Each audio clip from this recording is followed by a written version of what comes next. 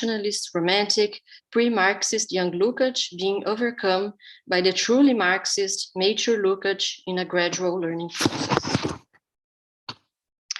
My proposal in this talk is to reflect on Lukács' own nuanced take on his trajectory when pre-Marxist young Lukács being overcome by the truly Marxist. So my proposal in this talk is to reflect on Lukács' own nuanced take on his trajectory when he states, recalling the period History and Class Consciousness was written, that, now I quote Lukács in the preface of 1967 to History and Class Consciousness, a preface that he wrote in the first authorized republication of the book since its first launching in 1923. And it's a very critical preface, but he writes the following, I quote, if I now regard this disharmonious dualism as characteristic of my ideas at that period, it is not my intention to paint it in black and white, as if the dynamics of the situation could be confined within the limits of a struggle between revolutionary good and the vestigial evil of bourgeois thought. The transition from one class to the class directly opposed to it is a much complex business than that.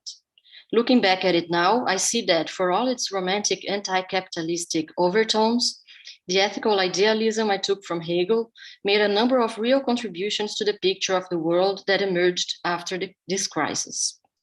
Of course, they had to be dislodged from their position of supremacy or even equality and modified fundamentally before they could become part of a new, homogeneous outlook.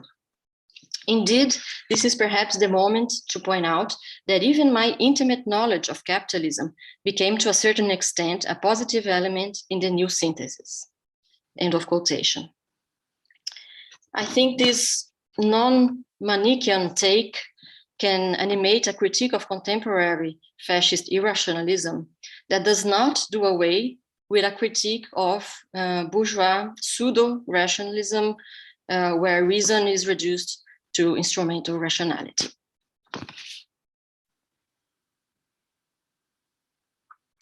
In order to further develop this idea, in what follows, we will explore Lukács' different readings of Georg Simmel and his vitalist philosophy. Lukcs studied with Zimmel in Berlin in 1906-07 and again in 1909-1910, and Zimmel's influence can be felt in Lukacs' early aesthetic writings, as well as in his more sociological texts of the 1910s, where Lukcs presents the notion of sociology as form, and an important role is played by the critique of the human estrangement produced by the anonymity of urban living and the impersonal relationships dictated by money, economy, and industrial capitalism. Gradually, however, Lukács distanced himself from the Zimmelian framework, as well as from Max Weber, Ferdinand Tönnies, and others who had influenced him, eventually turning to Marxism. In 1918, he joined the Hungarian Communist Party and became a committed Marxist, inaugurating a new phase in his work, marked by a gradual distancing with regard to his earlier writings. Later on, Lukács would become not only distanced from, but also very critical of Zemo. In The Destruction of Reason, Lukács denounces Zimmel's vitalism not only as antithetical to Marxism in a struggle against the philosophical and social consequences of historical materialism, but also as one stage in the road to fascist irrationalism. The criticism of Zimmel in The Destruction of Reason might seem to imply that once he turned to Marxism, Lukács completely abandoned the Zimmelian approach. But Zimmel's influence is not restricted to Lukács' pre-Marxist writings. Although Lukács depreciatively labels Zimmel a bourgeois thinker in History and Class Consciousness, published 5 years after his turn to Marxism, the book was significantly influenced by Zimmel's philosophy of money. The central in this respect is the last chapter of the philosophy of money, where Zimmel gives a detailed account of the separation of subjective and objective culture as a consequence of the division of labor, I quote, in terms of its importance within production as well as consumption, unquote.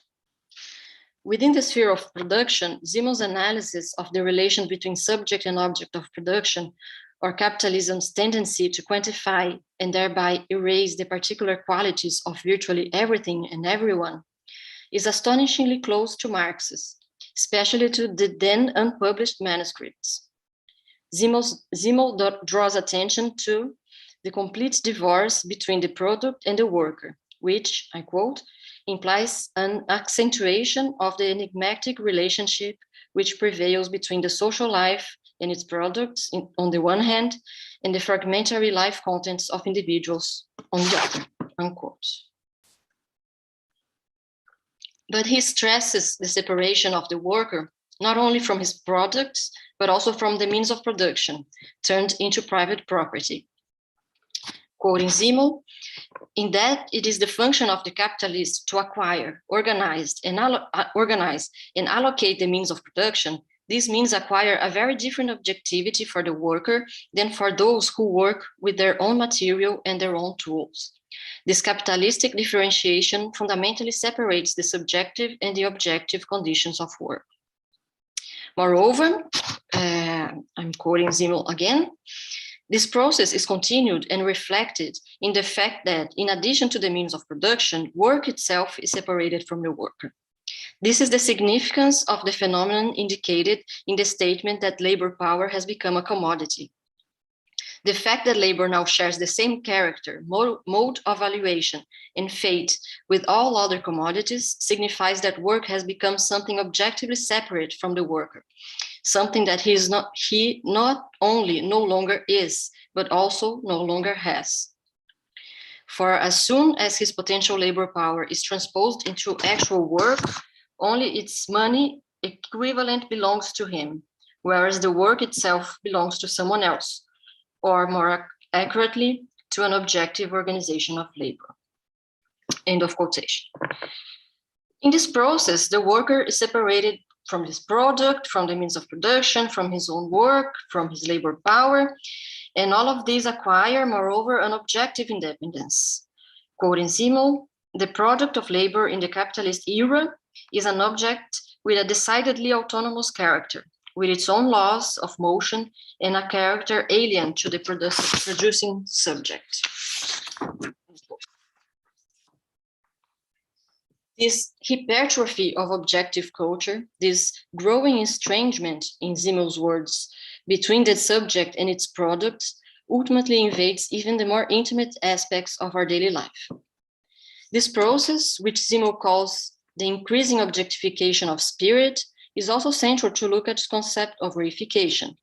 It appears in both authors as the preeminence of an impoverished form of rationality that increasingly limits itself to the instrumental calculation of impersonal, undifferentiated quantities as means to an end, and that thus relegates the qualitative reflection on society's ends, values, and desires to the sphere of the irrational, of the intangible. Hence, in History and Class Consciousness, Lukács broadly agrees with Zimmel's diagnosis about the impoverishment of human reason in modern capitalism, even if he stresses that, as a bourgeois thinker, Zimmel was unable to connect this more decidedly with the material ground of the capitalist mode of production. In Zimmel's work, Lukács says, the unexplained and inexplicable facticity of bourgeois existence, as it is here and now, acquires the appearance of an eternal law of nature or a cultural value enduring for all time.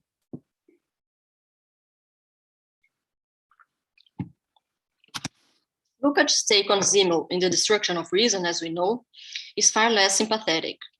Granted, he admits that Zimmel was perspicacious and that he was still consciously concerned with the reconstruction of science, and that he cannot be taken directly as a conscience-witting proto-fascist thinker.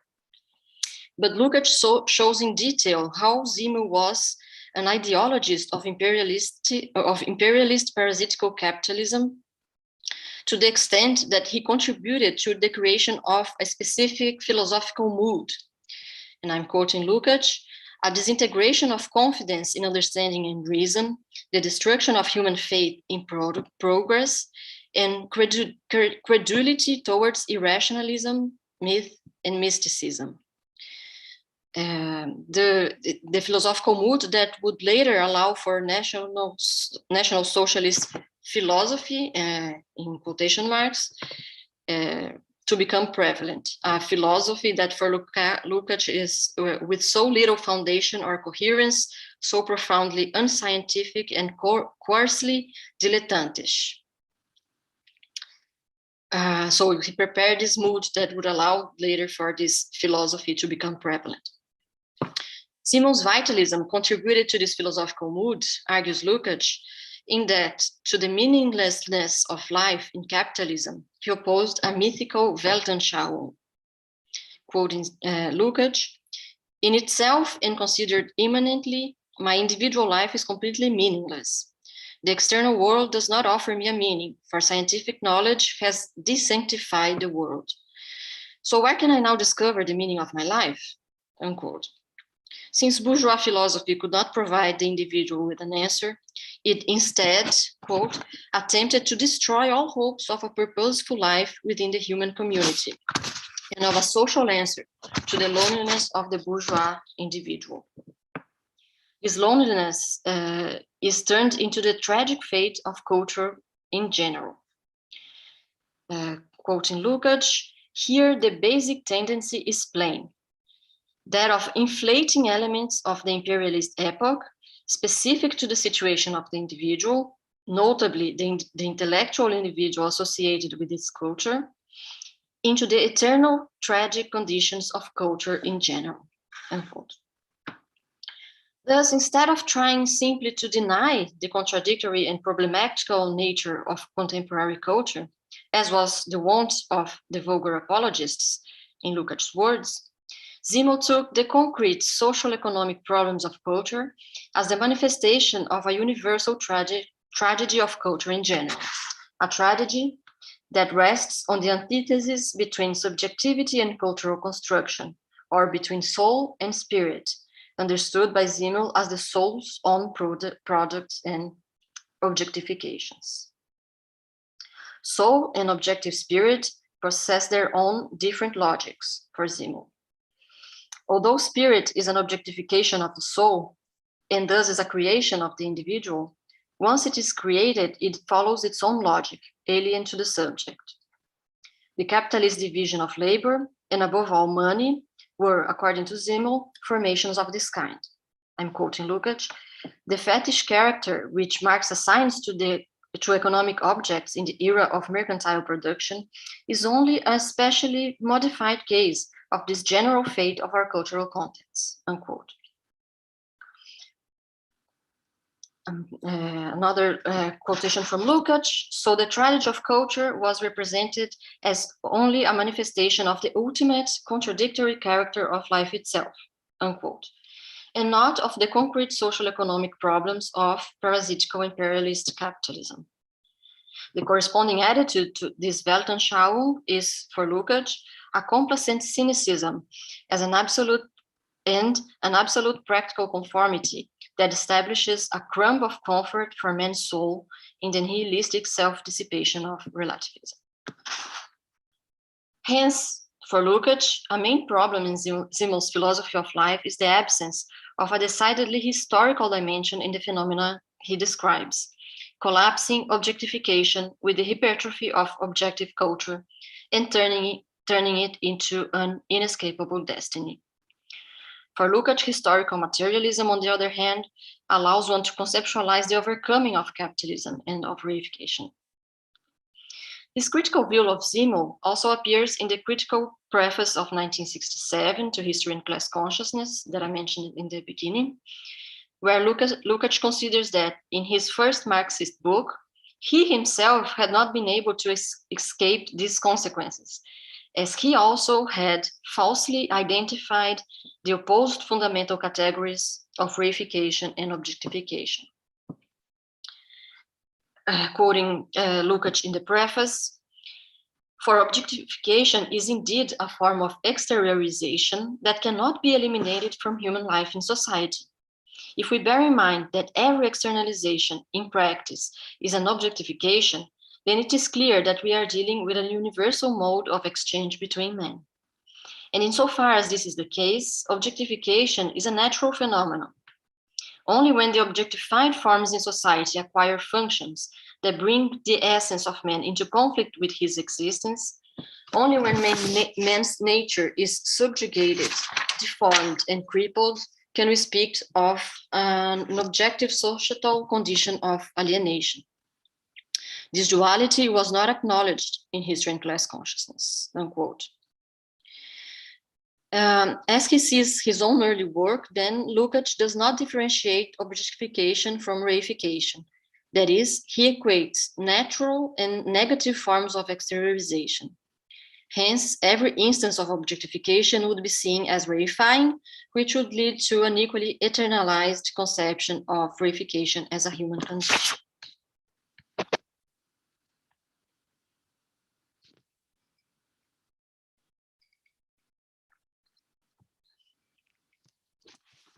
Characterization of Lukács' different stances towards Simmel and his romantic anti-capitalism has one wondering about the nature and the extent of this change.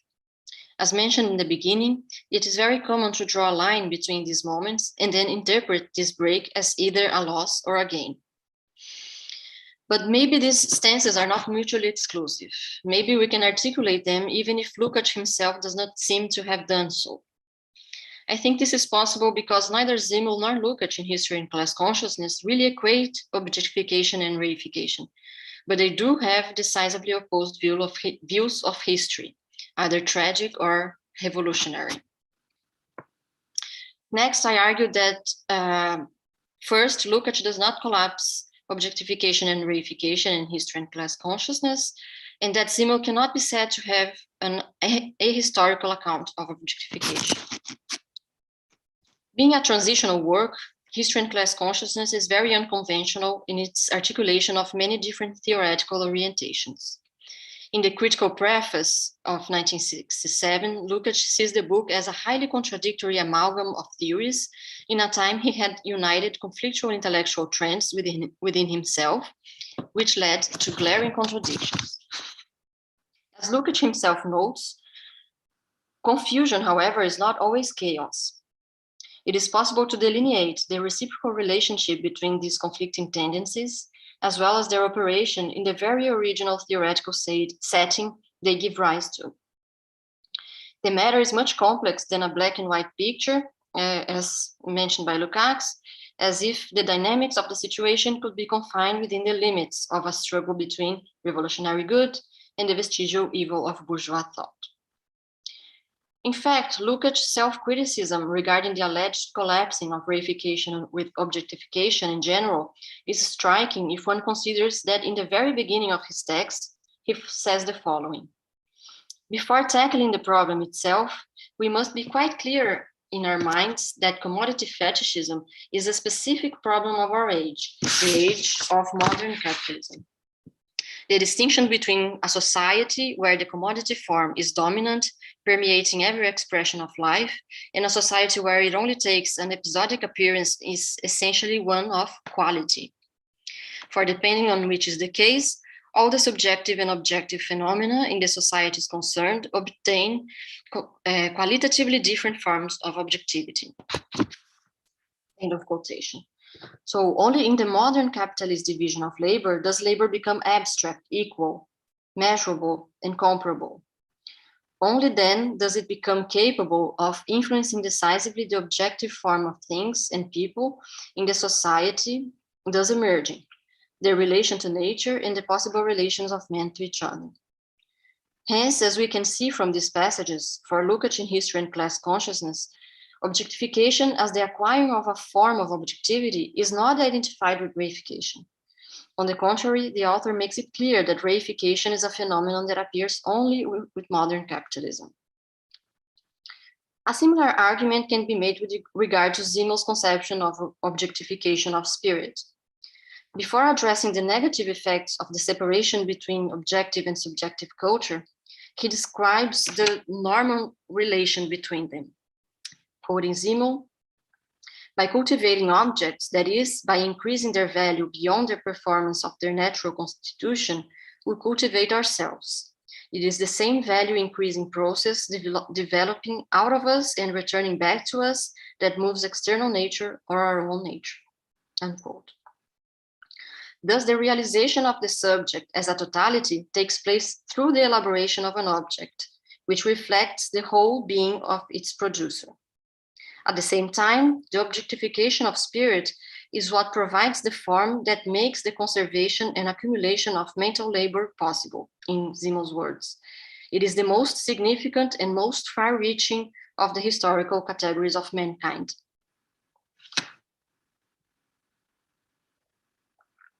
With the increasing separation between subjective and objective culture, and the dominance of the latter over the former, a specifically negative form of objectification of spirit arises. Simmel says, whenever our energies do not produce something at whole as a reflection of the total personality, then the proper relationship between subject and object is missing. The cause and magnitude of this process can be confined in a single concept, says Simmel, the modern division of labor. Since for him, objectification is the modern capitalist form of exteriorization, Simmel cannot be said to have an ahistorical account. And so in this respect, at least, Simens' influence on Lukcs cannot be said to have distorted his reading of Marx, as he claimed in the 1967 preface. On the contrary, one can argue that the critique of the objectification of spirit present in the philosophy of money allowed Lukcs to escape a mechanist materialism which saw the development of productive forces through the division of labor as leading somewhat automatically to a revolutionary disposition. Lukcs seems to acknowledge this in a late interview where he says, quote, I do not at all regret today that I took my first lessons in social science from Simmel and Max Weber and not from Kautsky. I don't know whether one cannot even say today that this was a fortunate circumstance for my own development. In fact, end of quotation. In fact, some interpreters, including Lukács himself in some occasions, argue that not only Simens' influence is compatible with his turn to Marxism, but that it was a decisive factor in Lukcs' road to Marx, that Lukcs attached himself to Simmel just where the latter was closest to Marx. That is, Lukcs placed the problem of the modern division of labor at the center of the question of alienation. The existence of a series of affinities between Marx's analysis of the capitalist mode of production and Simmel's account of the modern monetary economy is how some explain that Lukcs could recover the theme of reification almost a decade before the appearance of Marx's economico-philosophical manuscripts of 1844. As the argument goes, Lukcs was drawn to Marxism not in spite of, but precisely because of his previous engagement with Simmel's work. In any case, if Simmel cannot be said to have an ahistorical account of the hypertrophy of objective culture, he does not indicate any way out of the situation, but personal refinement, distinctiveness, and introspection, which has, of course, quietist implications. So it is plausible to say that, as in Lukcs, there is history in Simmel, and capitalism is a center in this process. The difference is that his is a tragic view of history against a revolutionary one in Lukcs. So perhaps what needs to be criticized and even denounced in Simmel's philosophy of life is not his criticism of the hypertrophy of objective culture and of instrumental reason under capitalism, but rather his tragic view of history and its quietist consequences. To conclude, I'd like to point out that a critique of irrationalism is perhaps as necessary today as it was when Lukcs wrote The Destruction of Reason. But a critique of instrumental reason or pseudo-rationality is also required in a moment when pseudo-scientific knowledge, an impoverished version of reason that is limited to calculate costs, risks, and profit, seems to be very much in line with the most obscurantist, reactionary, and neo-fascist political trends. Thank you. Thank you so much, Mariana, for this wonderful intervention. I encourage everybody to give Mariana a little emoji congrats on a nice paper. That was really excellent and very helpful for helping really understand the category of vitalism, which Simmel is sort of kind of caught up within this problematic. And I want to kick things off with a question for you here. I mean, can you help us understand a bit better the way that the bourgeois culture in the imperialist age turned to vitalism within intellectual life? It sort of befuddles me when I read the text, and because you see it pop up with Nietzsche, you see it pop up here, you see it pop up within neo-Hegelianism, you see it pop up in the turn to social Darwinism, right? And Bergson, right? It's all over the place. Yet, I guess my question is twofold. Are you convinced of Lukács's general periodization from 1848 to the First World War? And are you, because I think that today, when we look back on the 19th century, the category of imperialism does a lot for Lukcs. It really does a lot of work in a certain sense. And in a way, it's an intensification of irrationalism precisely because the bourgeois interests had to become so much more directly apologetic for the project of imperialism, which is why Nietzsche and imperialism is so significant, because for Nietzsche it was necessary to take the Übermensch idea as a way to restore a sense of vital individualism for the working classes, and that it would be better for them to go fight off in a distant land in Africa and so on like that. So vitalism has that direct connection to imperialism. What do you make of that? And can you say a little bit more how that works for Zimmel in particular?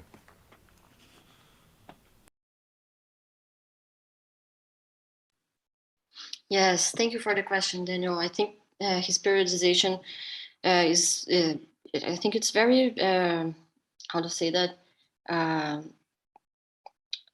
precise in some respects, because he really grasps this, what he calls this philosophical mood of the time, which is an effort to escape both idealism and materialism, both seen in a very crude and simplistic way. And what happens is precisely that vitalism presents itself as the third road between both of these trends. And this appears in so many authors in the turn of the century, not only Zemo, but in Weber, Tonis, in Bergson, and many others.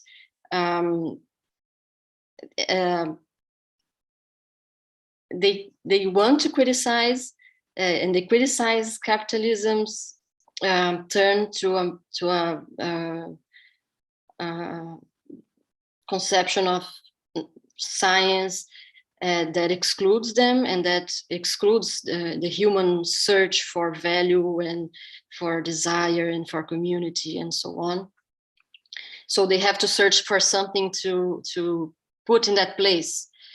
And what they find is this irrational core, this unknowable and this ungraspable part of life, and they just put it in this place. And then it's what Lukács calls the atheist religiosity or something like. I don't remember the exact term, but it's like we have to believe in something, but instead of developing a social conception of a new society, they turn to this ungraspable part of. Yeah, that's amazing. Yeah, it's amazing because in a way it is the social success of irrationalism. Vitalism constitutes that, in the sense that it is more than what Schelling was capable of doing. It was more than what Schopenhauer was capable of doing, because the social conditions of crisis of capitalism did not necessitate that the ideas be elevated to the status of a form of greatness, of that the aristocratic epistemology could be explicitly used as a political weapon by the ruling class, right? And so even in his critique of Bergson, the idea of supra intuition, or a faculty or an organ of perception, which only some have access to, right? Obviously takes the aristocratic epistemology, but the use of the term aristocratic is misleading because it's being used by liberals, right? It's not being used by the aristocratic class to the extent the aristocratic classes still exist, and it's very marginal. No, it's the mainstream position. The aristocratic epistemology is the mainstream position, right? It's the center position, yeah? So the reaction is at the heart of the order. It's not a peripheral thing, which is why Nietzscheanism is in a way the heart of the thing, right? He's not a marginal thing, right? Which a lot of people don't know that because they don't know the 19th century that well, right? Or the way that it played out, right? So anyways, sorry for that, but it's a beautiful point. Please. Other questions? Carl's here. Oh, Carl, I thought you were not going to be able to make it tonight. No, I got here late. I was teaching until 5. Please.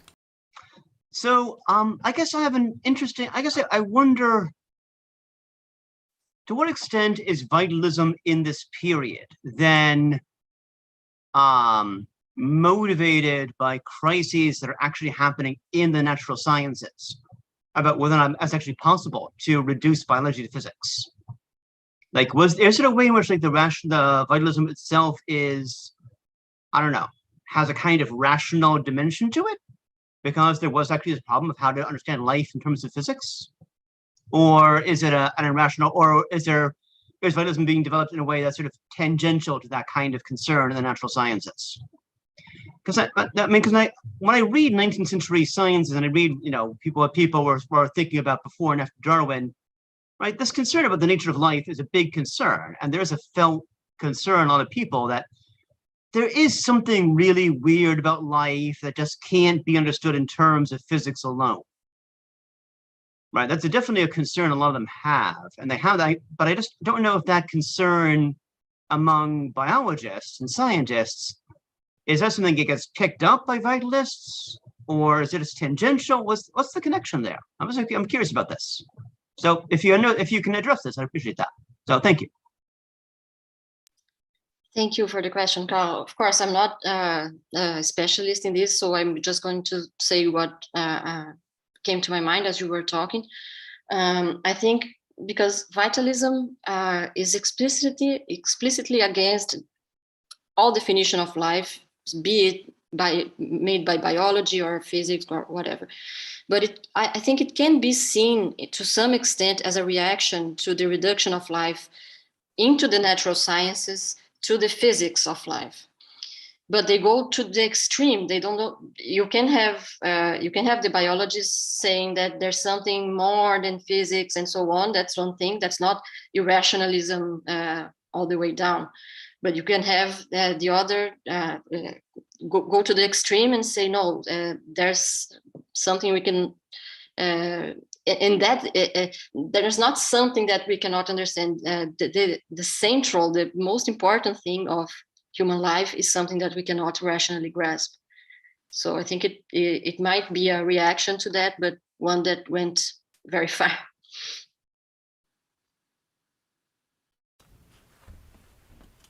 And talking about the periodization and the difference of the time of Nietzsche and Schopenhauer that you mentioned, Daniel, I think it's interesting that these authors in the beginning of the 20th century, they have to be more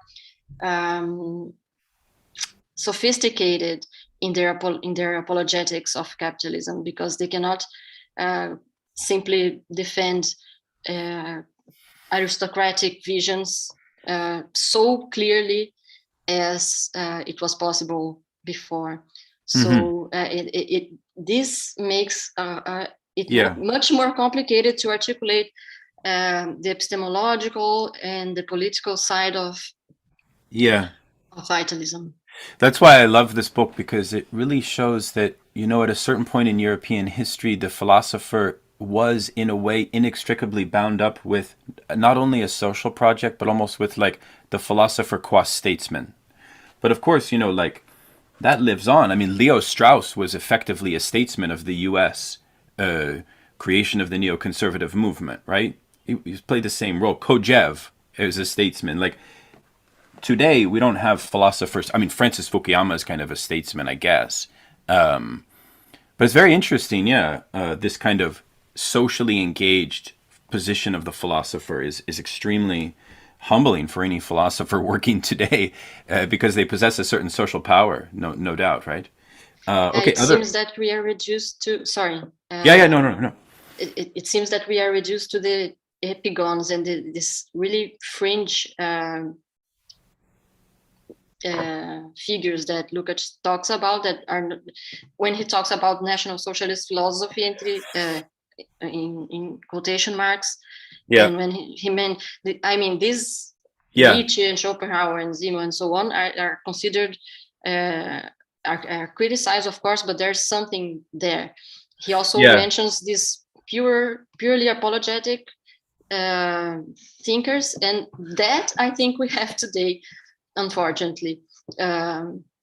But it's the indirect apologists who are more effective at championing the bourgeois order when the bourgeois order is undergoing crisis, right? Mm-hmm, right. Which is why, like Spengler, it's very interesting too. He'll say that the period of imperialism brought about intellectuals who use these cockamamie ideas from the natural sciences in bad ways to conceal class struggle ultimately.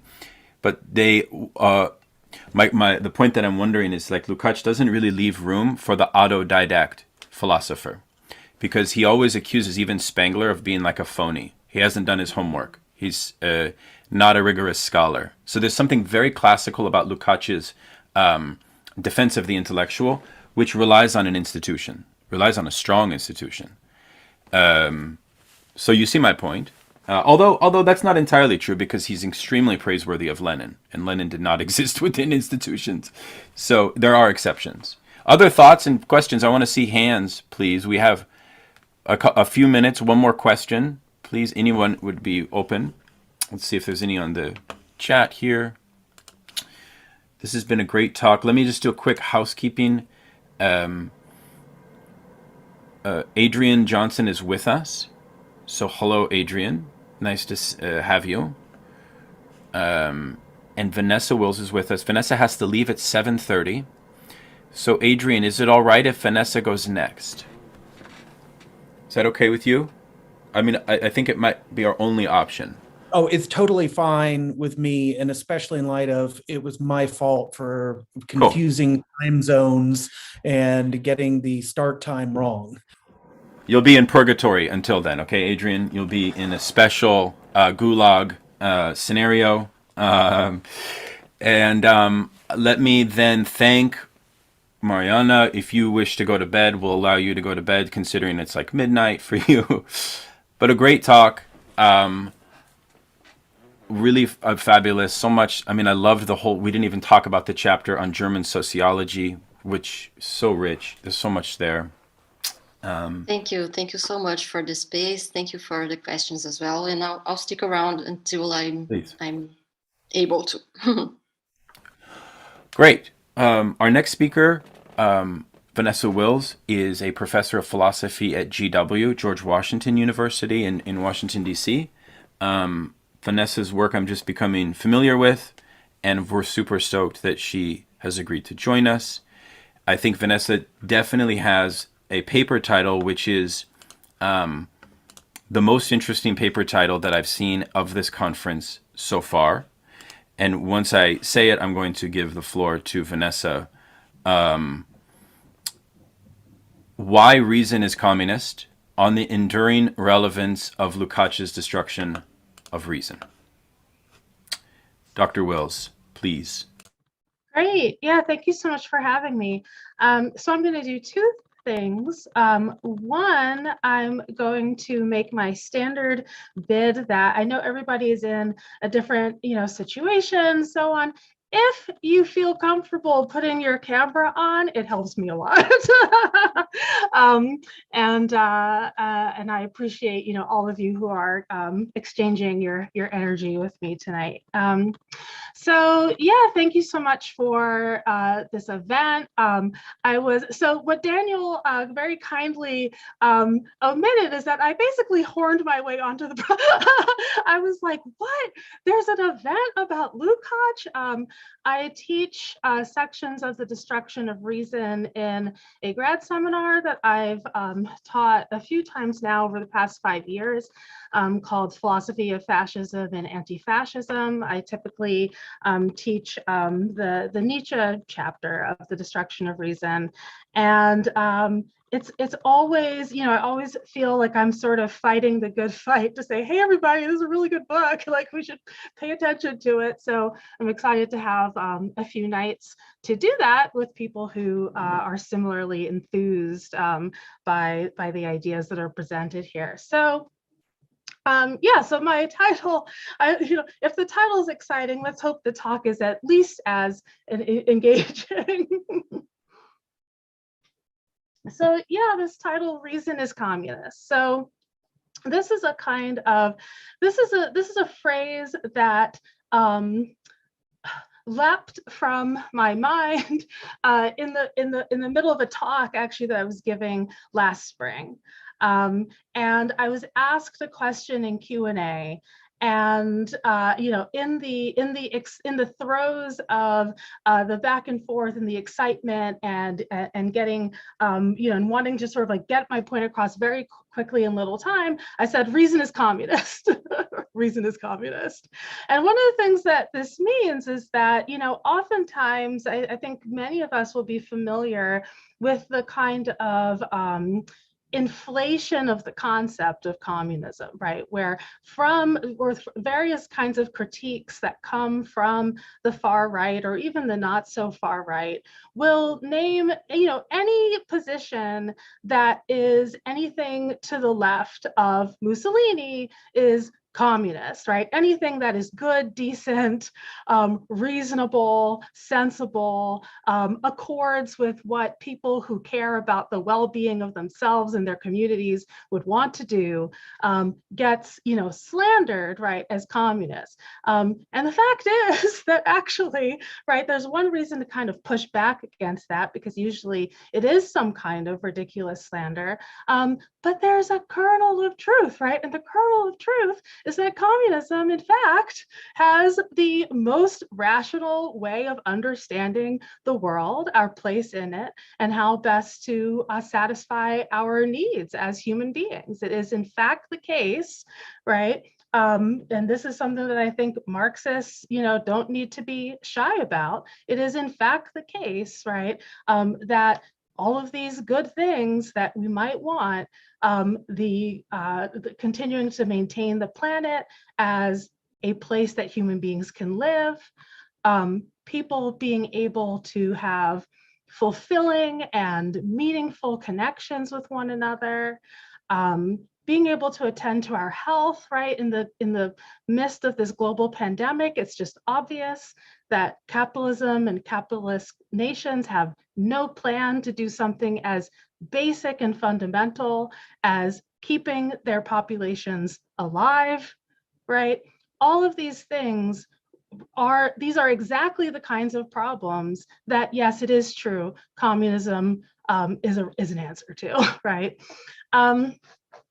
So there are a few questions that I'm going to lay out on the table at the beginning of the talk. I have 20 to 25 minutes or so. So I obviously, one thing that won't happen in the course of the talk is settled answers, right, to each of these questions. But I want to identify a few things that I'm orienting my thinking around and that I would love to take up in Q&A as well, right? So here are the questions, right? One, of course, is what is irrationalism, right? You know, when we talk about the destruction of reason, what is it that's being destroyed and what does it look like for that destruction to take place? And we've, you know, Mariana took this up in her talk. It came up in Q&A yesterday in one of the conversations, but I want to put that right on the table, right? What is it? What is it that we're talking about? How does irrationalism serve bourgeois interests? What are the contradictions inherent in bourgeois irrationalism, given the bourgeoisie's own previous championing of reason, right? Because one of the things that we know as historical materialists, right, is that you can have a socio-historical force, a political force that in one moment in history plays one kind of historical role, right, in moving forward the development of humanity, and then at another later time plays a very different kind of role, right? So how do we think about the fact that we have this class that came into power through its embrace of science and reason, but now plays this reactionary role? And why claim that reason is communist, right? Why make this claim? And so those are some questions I want to lay out there, but I want to start with this last question, because when I think about the German idealist tradition, when I think about the aspects of Hegelianism that Marx is taking up and that Lukács is later taking up in his interpretation and application of Marx's thought, I personally, as a methodological point, I find it's helpful for me to start with this question, which is to look at this tradition as an attempt to answer what makes scientific knowledge of the world possible, if it is possible. There's other questions you can ask to kind of orient yourself within this tradition. This is the one that I find helpful. So there's lots to say. I want to here's the structure of what's going to follow, right? So I'm going to say a little bit about how I take Hegel to be responding to this kind of question, right? What makes it possible to know the world, right? If it's possible. I then want to talk about how Marx takes up the same question in a Hegelian mode while representing himself a theoretical advance, right, over what Hegel himself, over the monumental achievements, right, that Hegel had already made.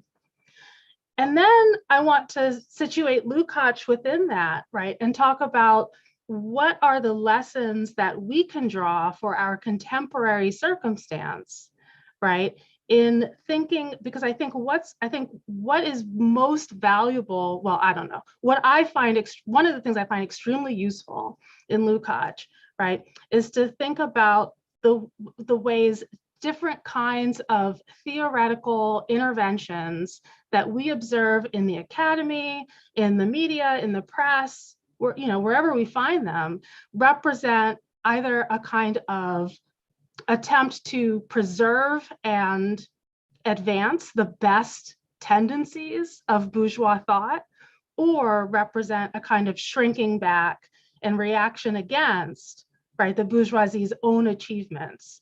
Because, as we know from the Communist Manifesto, the bourgeoisie's greatest achievement is to prepare the ground for communism, right? And so following through on the rational aspects of bourgeois politics is going to lead you in this communist direction, which is why we have the kind of shrinking back.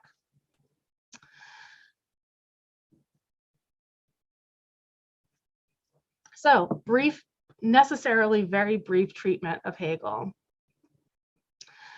So Hegel, right, thinking about this question, how is it that we are able to know the world, right? If it is indeed the case that we can, right? I think in brief, right, and we can talk about this in Q&A. I keep saying in brief because this will be necessarily there'll be a lot of glossing necessarily. But I think of the picture in Hegel as as the answer is that knowledge of the world turns out to be a kind of self-knowledge, right? It's the self-knowledge of the absolute idea. It turns out that what appears at first, or what seems at first, as a kind of rigid separation between the mind and the world, right? Between matter and ideas, it turns out that's not the case at all, right? And this is something that we come to this conclusion not through some sort of mere kind of contemplation, right? But it is a practical result of the movement of history, right? Of which we are a part, and of which our agency and choices, right, and interventions are all a part, right? So one of the things that we learn from Hegel's Science of Logic is that abstract conceptual forms, which, if we were to take a kind of classically like rationalist perspective, we might think, well, we have to retreat from the empirical, we have to retreat from the concrete, we have to retreat into some kind of purely speculative, contemplative, abstract realm, right? One of the things we get out of Hegel is that that's not going to do it, right? Because how do we come to know concepts and forms, right? They're knowable only in and through their content, right?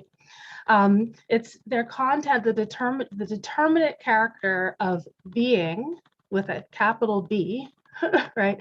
That's what permits us to engage in useful philosophical abstraction. And that content is itself dynamic and processual. It's constantly in motion. And it's apprehension of this restless motion that makes philosophical knowledge of the world possible, right? So Hegel's dialectical idealism in this sense seeks to account for and explain all aspects of being as parts or moments of one unified developing processual whole. And this is a process that's driven forward by inner contradictions within and among concepts, right? Contained, subsumed. I mean, we can quibble about the right kind of language, right? But in one grand, all-encompassing concept, right? The absolute idea.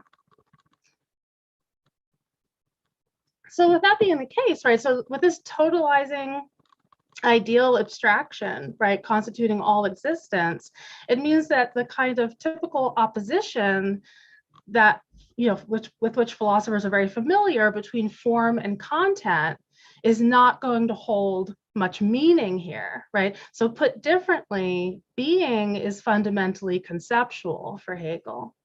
Objects have their determinate existence in virtue of conceptual boundaries that distinguish what an object is from what it is not, right? And so here, the importance of negation, we're going to come back to this, right?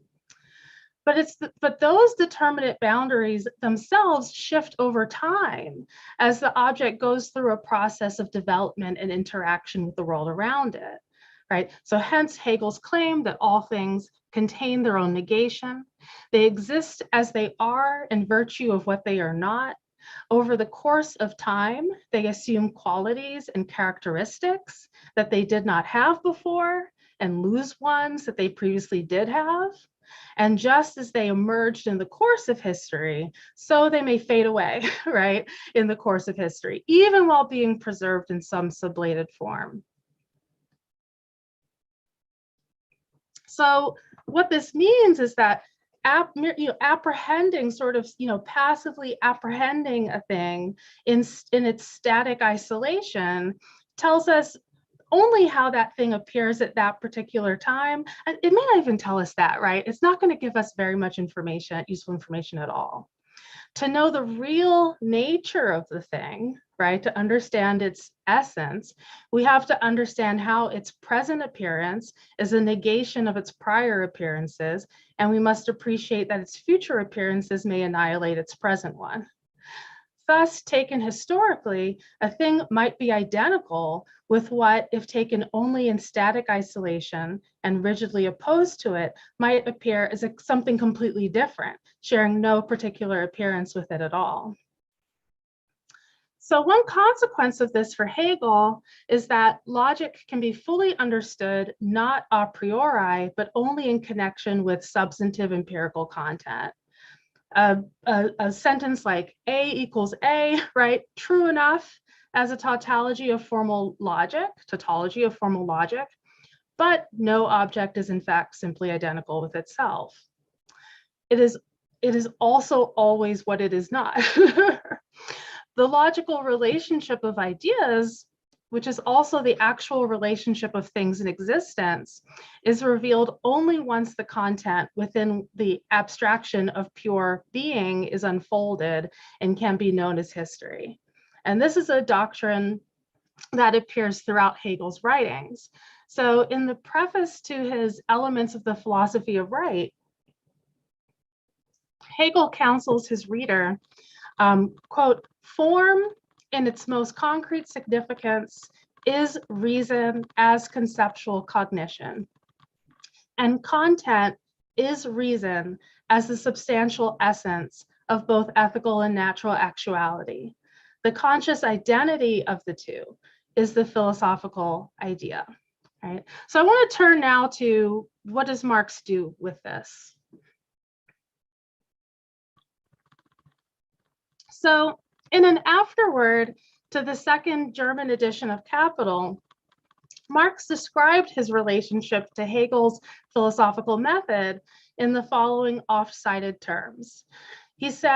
Marx says, my dialectical method is not only different from the Hegelian, but is its direct opposite. To Hegel, the life process of the human brain, that is, the process of thinking, which under the name of the idea he even transforms into an independent subject, is the demiurgos of the real world. And the real world is only the external phenomenal form of the idea. And Marx goes on, he says, with me, on the contrary, the ideal is nothing else than the material world reflected by the human mind and translated into forms of thought. And this passage ends with the very famous phrase. He says, the mystification which dialectic suffers in Hegel's hands by no means prevents him from being the first to present its general form of working in a comprehensive and conscious manner. Marx finishes, with him, it is standing on its head. It must be turned right side up again if you would discover the rational kernel within the mystical shell. So what is mystical and what is rational in Hegel, right? What Marx is going to preserve is the notion of history, the notion of understanding existence as this internally developing process, right? One that's dynamic and has and that can be understood as a whole, right? As a totality. And what is mystical? The idealism. Now, I happen to think that in this particular phrase, Marx is for reasons of argument, Marx is also kind of overstressing, I think, some of the distinctions there. But it's important, right, that it's the idealism that is mystical, right, for Marx in Hegel. And he goes on to criticize some of his contemporaries. His critique is that they have mired themselves in what is mystical in Hegel, right? What's mystical? It's whatever you find in Hegel that pulls away, right, from the understanding that it is our ongoing active intervention into our circumstances, right, into the development of our environment and ourselves that provides the absolute precondition and possibility of our scientific knowledge of the world, right? And I would go on that for Marx, the possibility of knowing the world is one of the things that we ourselves are producing, right? If we understand all of human existence as a human product, one of the things that we produce is the world as more humanized and ourselves as more directly immersed, right, in the world, so that we can have an understanding of it and an interaction with it that makes the kinds of visions that we have in our minds of what we would like to produce, ones that we can realize in the world, right? And in that process of labor, abolish, right, this kind of seeming abstract separation between the two. So Marx argues, look, some of these philosophers, they're embracing what's mystical in Hegel, the emphasis on the ideal, conceptual, and abstract as the most fundamental and determining aspects of existence. Yet, Marx argues, they have failed to embrace Hegel's emphasis on movement, dynamism, process, activity, and interaction, in a word, history, as the starting point for real insight into the nature of what is. Once one does this, salvages the rational kernel and sets the dialectic on its feet upright, only then is one truly prepared to address the problems of philosophy. And these are themselves revealed to be none other than the problems of human beings seeking to satisfy their needs and realize their aims through interaction with their natural and social environment. So Lukács takes up this point, right? In The Destruction of Reason, Lukács writes, quote, "The irrationalism of our time is much occupied with looking for ancestors. In dealing with the neo-Hegelians, for example, we shall find even Hegel presented as supremely irrationalist." So one of the things that I find, I want to turn now, because I have about 5 minutes left. And what I'm going to offer is a kind of Lukácsian interpretation, right, of some contemporary issues and problems. So perhaps one problem that we face is, of course, the pandemic, right? We face problems such as war, right? We face impending climate collapse. And so far, the number of solutions on offer from capitalist states, from capitalist companies, right, from the sort of theorists of capitalism are not very good, right, and are often oriented towards encouraging us to simply accept, right, as immutable circumstances, that if we were engaging with them in a way that is guided by the kind of account of scientificity that we get from Hegel, Marx, and from Lukács, then we would embrace the thought that it is then we would embrace, right, the possibility of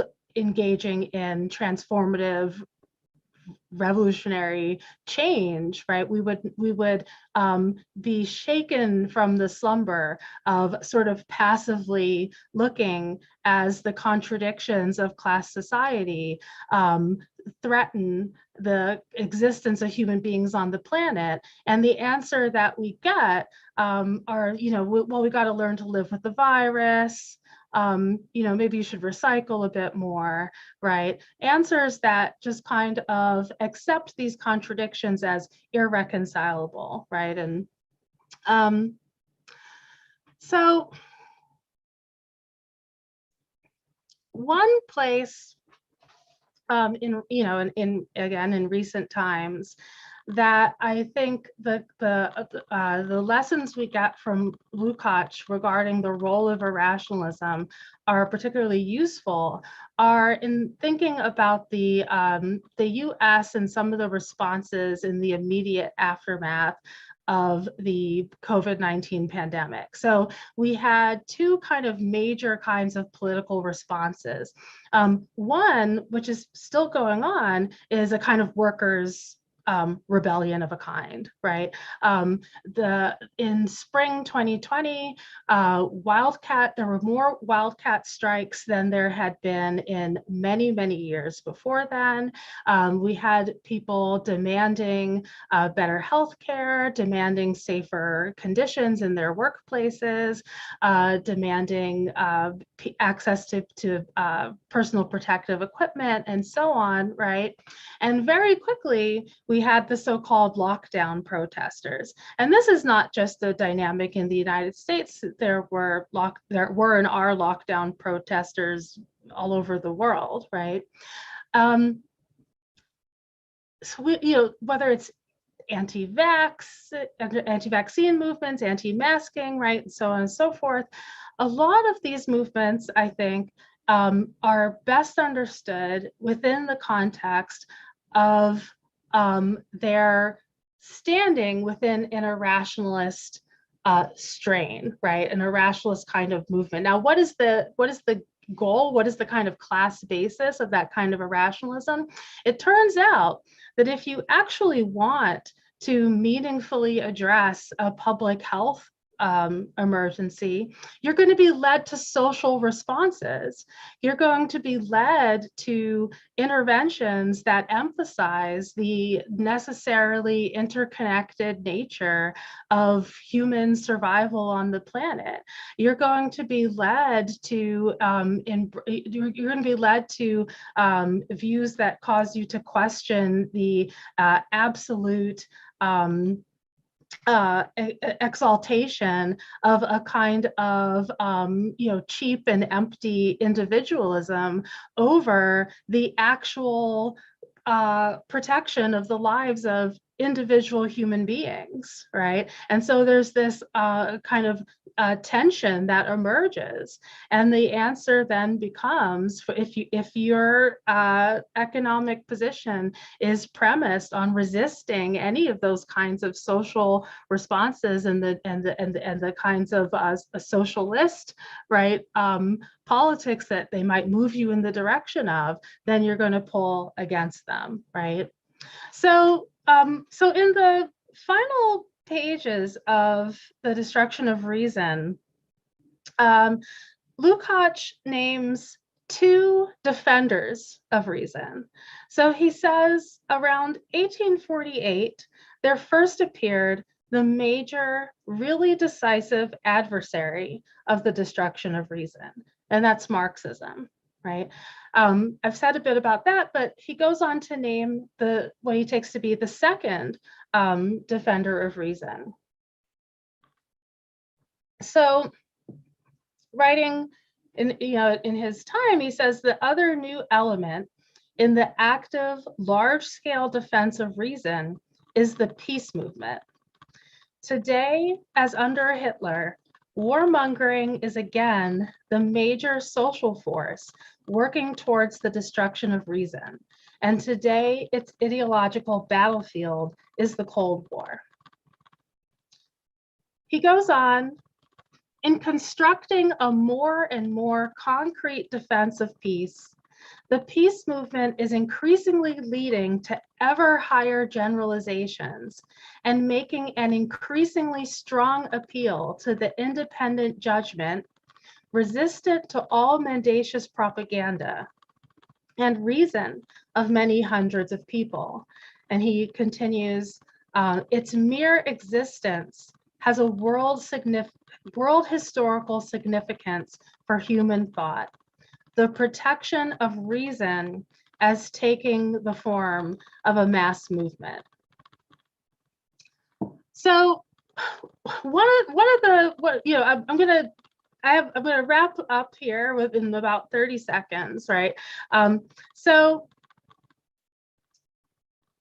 reason entails awareness of negation, right?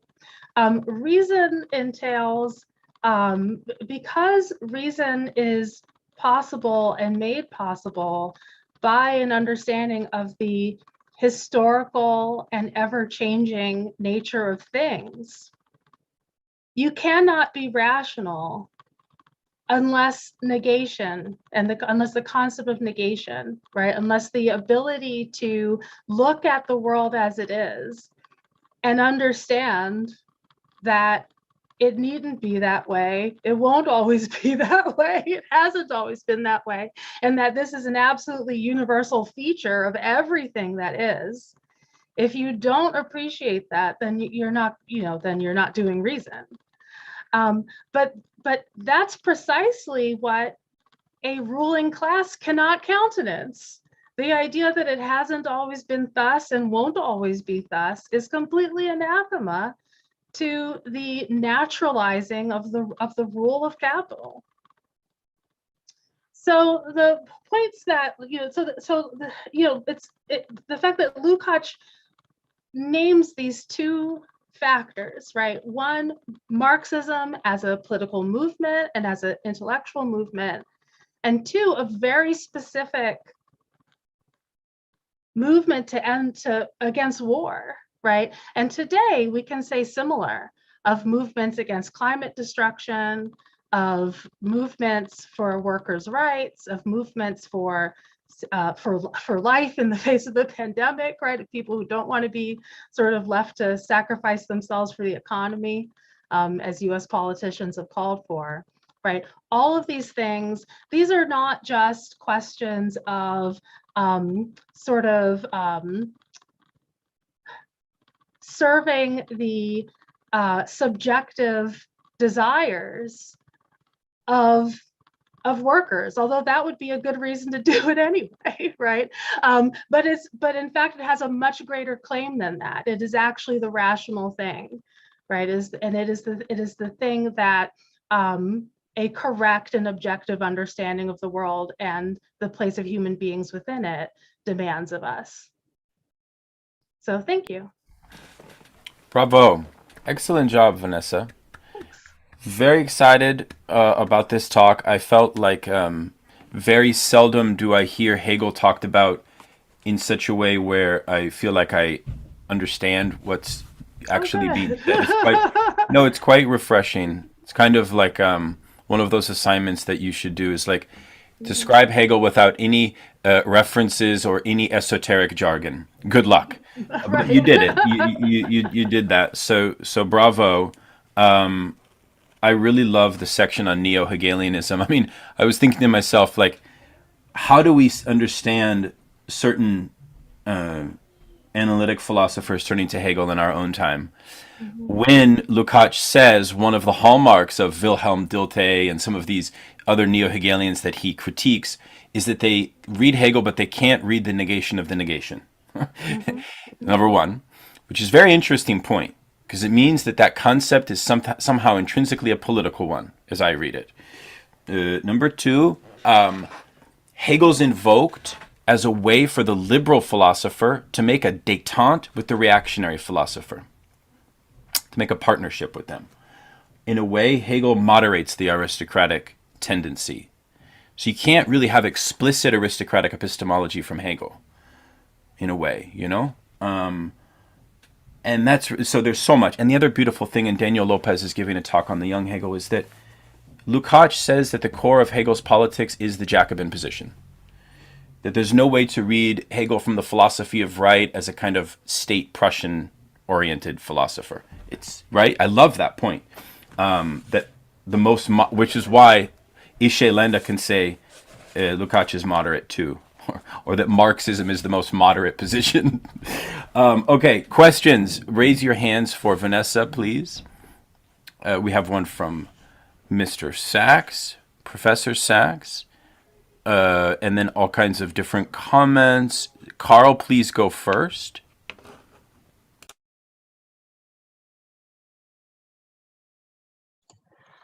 So thank you so much for that, Vanessa. That was extraordinary. That was a tour de force. So I have so much that I'm thinking about right now in response to that wonderful provocation you gave us.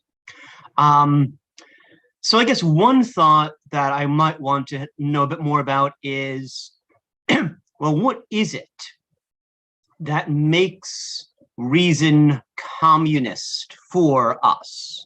Right, so you started off pointing out that the bourgeoisie were on the side of reason when they didn't have power.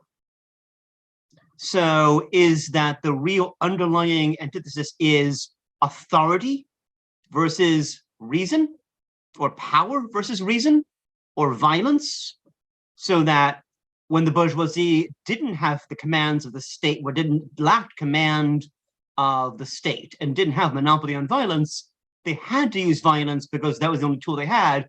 Then they inherited the state, got their tools and got their hands on the levers of violence, and then they didn't need reason anymore. And so then reason moved on to the next marginalized group in the historical progression, and that turned to be the proletariat or the communists. So I'm wondering, sort of, how are we thinking about, or are we thinking that there's something that's fundamentally, or alternatively has, in some sense, reason always been communist ever since, for the hundreds of thousands of years that we've been a rational species, and it just sort of took recent developments for us to sort of finally realize that reason has always been sort of communist in itself, but only now do we realize reason is communist for itself. So sort of just too many ideas. I'm so sorry. No, please be glad for to have, because this is a great question.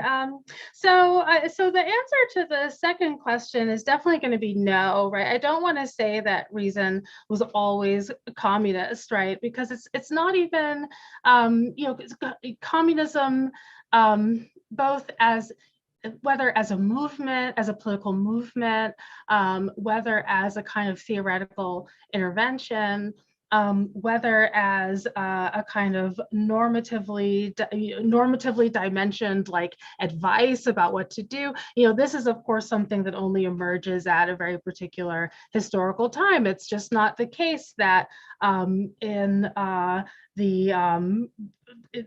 that for early human beings they should have been communists, right? What would it even mean to say, right? So I don't mean that.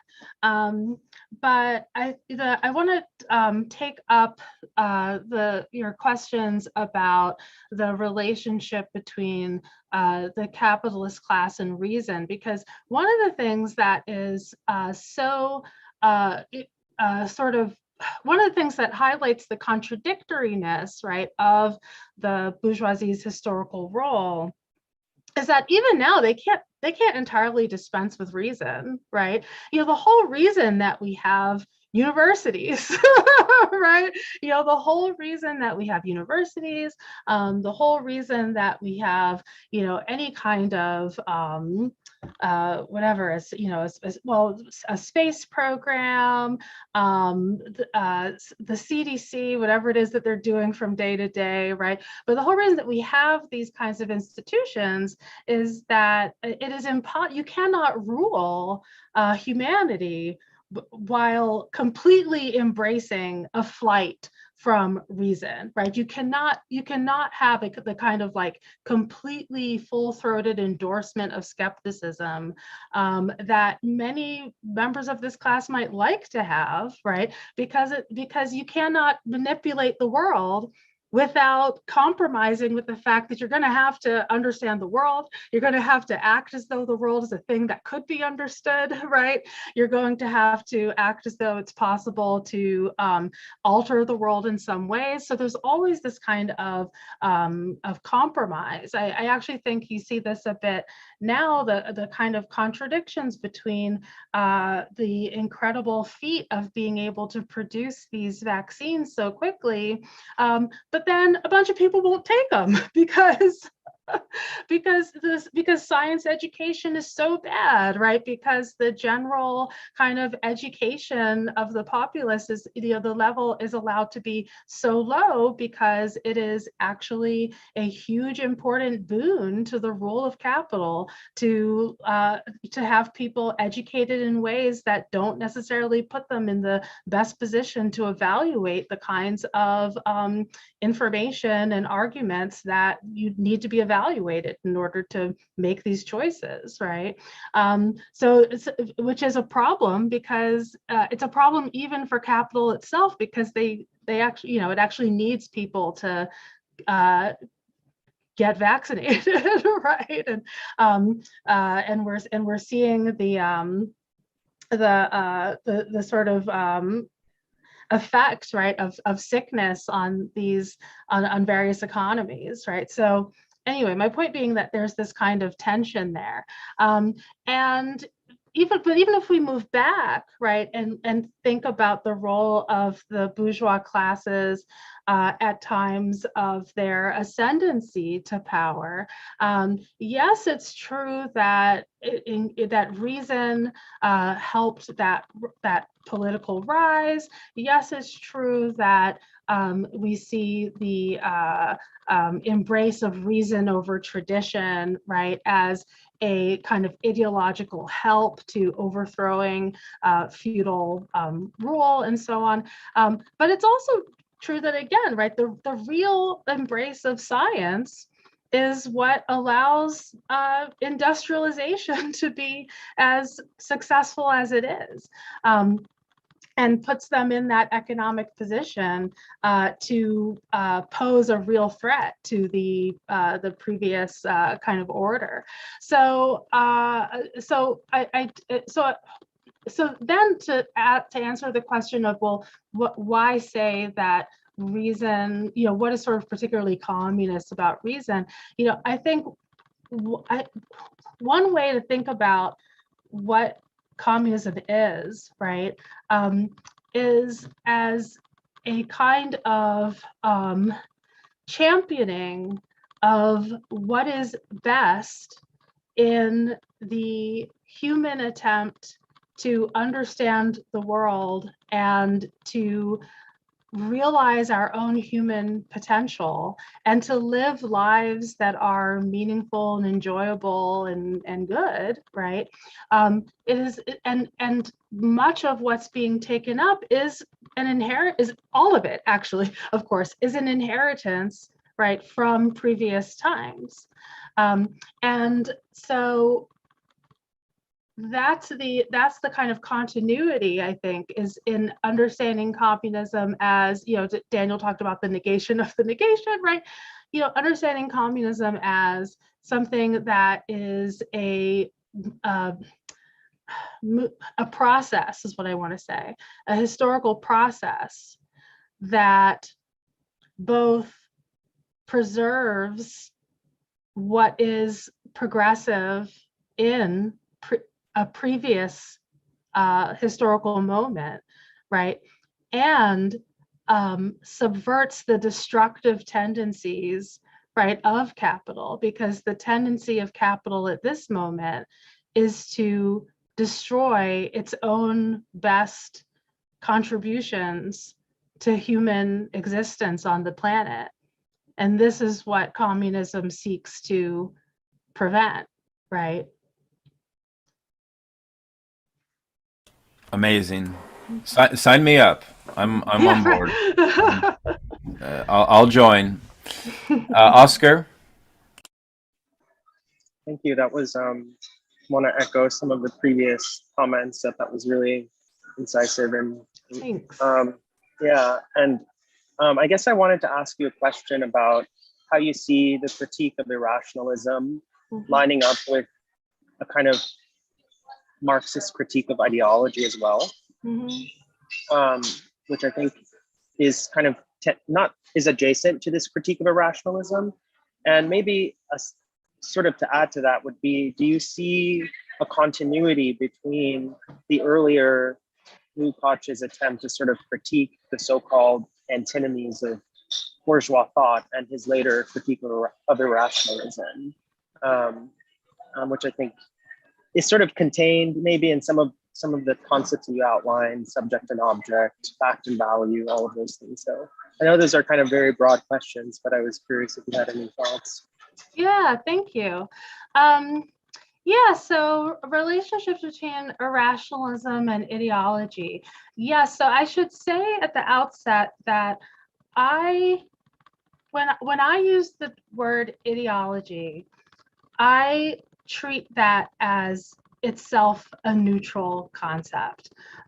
So I think, so when I say ideology, I typically am meaning a kind of a system of ideas, right? You know, a bunch of ideas that hang together, right, as a worldview, right, and as a way of approaching philosophical and political problems, right, as they come up.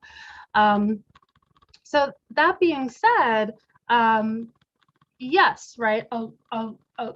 I think that one way to think about what's happening in the destruction of reason is that it is a diagnosis of bourgeois ideology in a time of decay, right? And it is allowing us to identify both the potentially productive aspects of bourgeois ideology, you know, things like reason, freedom, rights, you know, these are all parts of bourgeois ideology as it's been articulated and expressed and embraced, right? And these all have a certain kind of progressive content. But then the question is, how do we diagnose the fact that these aspects, you know, that come from a liberal thought tradition? How do we diagnose the fact that they are so often used to in order to deprive people of exactly those things, right? And so for that, we want to understand, well, you know, we can do that in a kind of abstract style, right? We can do like a conceptual analysis, and that's going to get us a certain way along the path towards an answer. But what would really be useful, right, is to look at how these concepts are actually instantiated and worked out historically, right? Because what we want to understand is, how is it that freedom turns out to be its opposite, right? How is it that the embrace of individuality, right, which sounds so good, turns out to be used in order to justify the actual destruction of human, you know, their deaths, right? You know, like all in the name of individuality, though, right? And so for that, we're going to need ideology critique, and for that, I think, you know, that yes, right, that is a way of understanding what's going on when and it's a way of, well, it's a way of understanding what's going on. That's very helpful, but it's a way of the concept of irrationalism, right? Understanding all of this as attempts to dissuade or discourage human beings from thinking of themselves as beings who have the capacity to obtain genuine objective knowledge of themselves and their circumstances, right?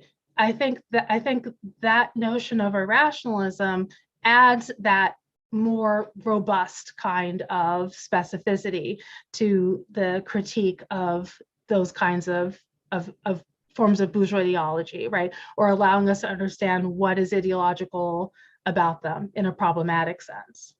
To your second question, I will say, the question was, do I think that there is a relationship between some of the antinomies that Lukács identifies in his earlier work and what's going on here? The answer, I'm going to say yes. In the interest of time, I'm going to say yes. But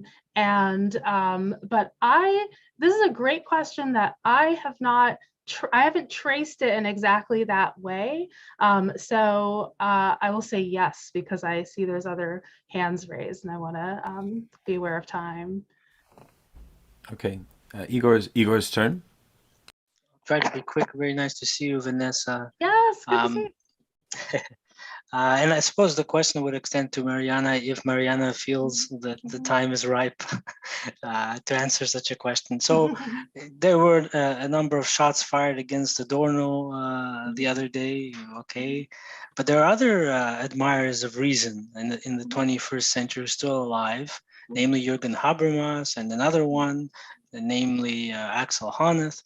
So the question I have, I guess, for Vanessa and Mariana, is where would you situate your own work, your own interest in Lukács as being superior to these champions of reason and rationality rather than the destruction of reason in contemporary critical theory? I know generally where you stand, but I think it's important to engage with these contemporary, defenders, particularly Habermas of reason, in the face of unreason, and why Lukács is superior to these particular representatives, especially since both of them, Habermas and Honneth, have engaged with Lukács in one form or another. Yeah, this is a great question, Igor. And I'm going to say right off the bat, I'm not sure that I have any sort of like very satisfying answer sort of off the top of my, just to sort of produce immediately. I mean, I can say a bit about,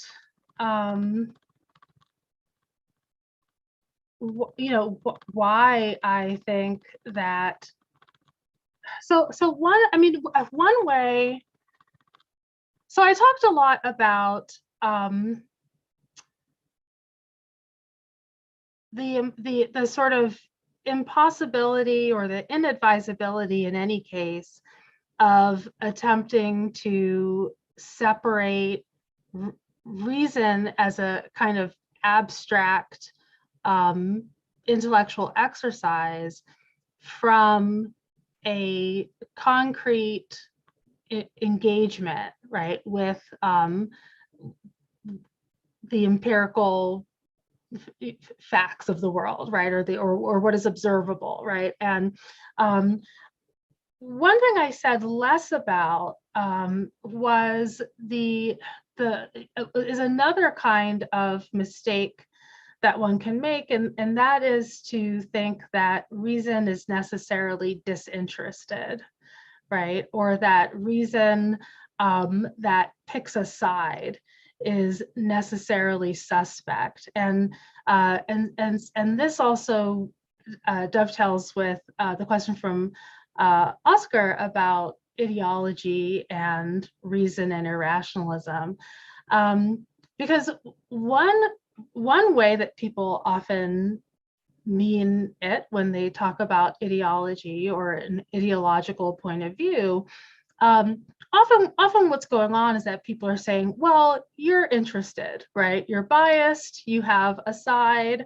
and that necessarily impugns the genuinely rational character of your thinking, right? And there's so Engels the term false consciousness is first coined by Engels in a letter, right? And there he's talking about what he calls bourgeois ideologists who incorrectly think that the ideas in their head are sort of the products of their own genius and not themselves at least in part, the products of all kinds of external factors that impede, right, on their reasoning, or that affect their reasoning or shape their reasoning. And the point that Engels is making there is that it's not your reasoning being shaped by factors external to your own individual abstract genius that is most dangerous or most injurious to your ability to reason well. It is failing to recognize those influences, right? It is failing to see yourself as situated within a larger context that has a kind of effect on you that you may not want to acknowledge, right? And we see this all the time, right? Where people argue for things that obviously, in kind of obvious ways, are coming from their particular class standpoint, but they'll swear up and down that's not what's happening, right? I'm just a kind of individual free thinker. I think one of the things that we can take away from the destruction of reason, I think this is one of the things that comes out, especially in those last pages where Lukács identifies not just Marxism, but also these various kinds of social movements as defenders of reason. Like why end on that note? What is the sort of practical and theoretical upshot of that? And I think that the part of the rhetorical point of ending in that way is to emphasize that the picking of a side, right, does not necessarily diminish the rationality of the position, especially when the side turns out to be the side of humanity, right?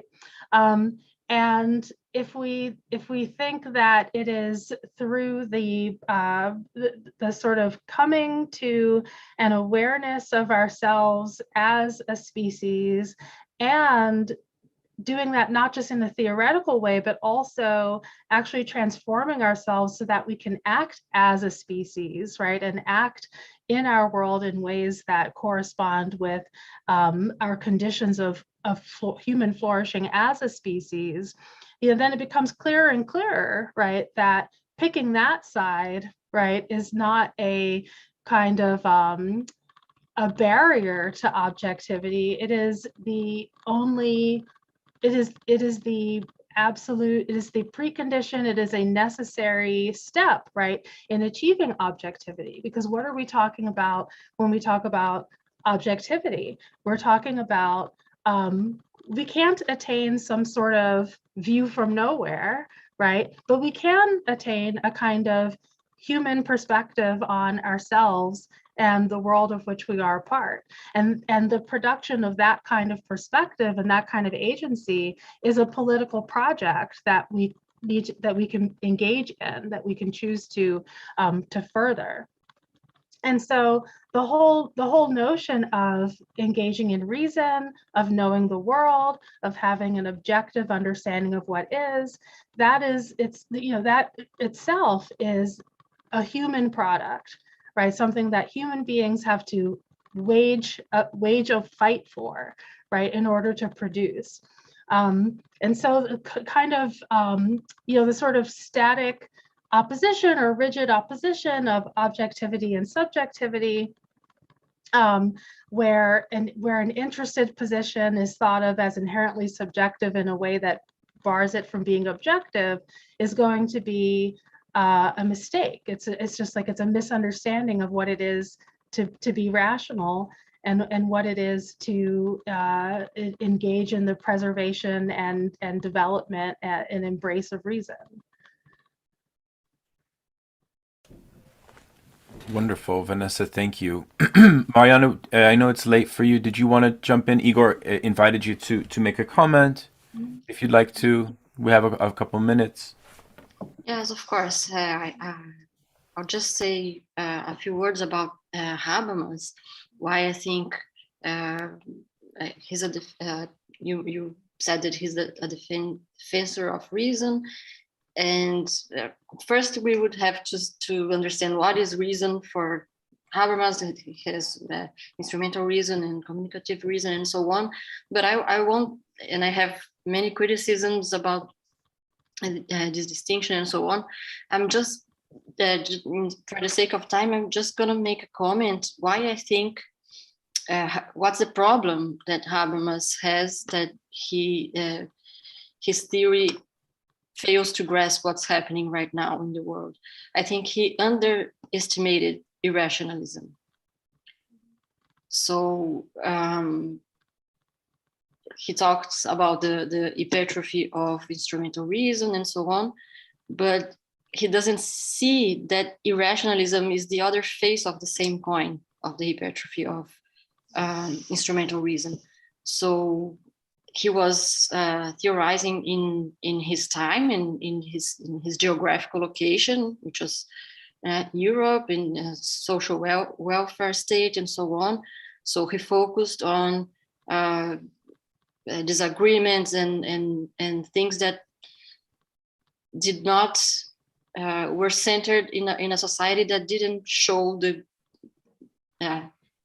sharp contradictions beyond Europe and beyond that time. So I think he was too focused then, and then it's hard for him to explain why, like Vanessa mentioned, we have the vaccine and so many people don't want to take it. And what I think it's crazy is that here in Europe, where I'm living, there's, as in many other places, that there's a great number of anti-vaxxers, but Brazil, where I come from, it's a minimum, it's like 2% of the population don't want to get the vaccine. So how to explain that the most irrational stances founded on anti-intellectualist scientific knowledge and so on appears in more developed countries where theoretically rationality in terms of industrial capitalism is more developed.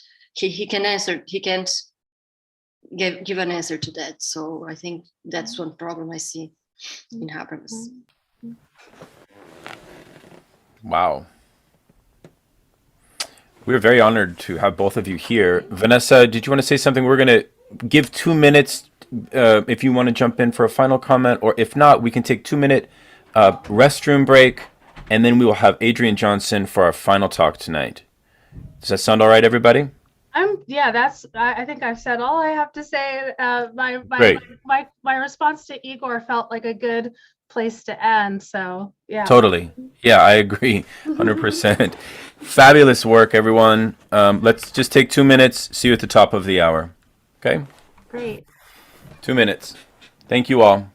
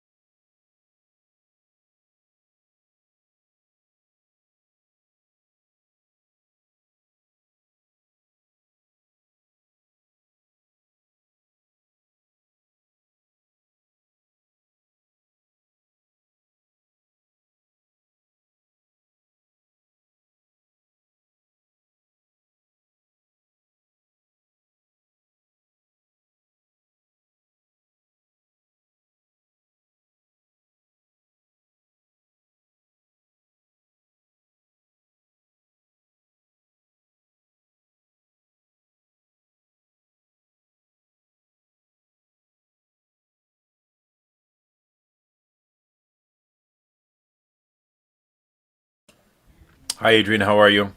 All right. How are you doing? I'm good. We're very happy to have you. Well, thank you for inviting me. Yeah, it's great to see you. I'm eating dinner. Yeah, Sorry. I'm right. It's okay. I've been having to, run interference with the kids off and on during this, and it's a little hectic. I know. Thank you for your flexibility. I know it's crazy, but it's okay that we've been fortunate to do these programs and it's multitasking, it's juggling a lot of things, but yeah, it's better than not doing them. It's better than not doing them, and it's an incredible opportunity to bring people together. Yeah. Literally, I mean, the co-organizer Matthew Sharp. It's 9 a.m. or probably, I don't know, almost 11 a.m. in Australia, I think. Yes. So it's a really cool thing. It is. Yep, it's about 11. I'm also running interference, by the way, Adrian. So that's why I've got my script. I've got a 4-year-old at home with me, so fun and games. Yes, you have your hands full then. Yeah, I've got a 10-year-old and a 5-year-old. They're outside right now because we're in the middle of this winter storm, and so they're beside themselves with excitement about the snow. But yeah, there might be during my talk, sounds of bloody murder from the other side of the study door. We'll have to see. Awesome. Okay. Well, we'll introduce you. Well, actually, you know what? Let's do it now. Whether folks are back or not, we want to just get started. Welcome back, everybody. This is our final talk for tonight.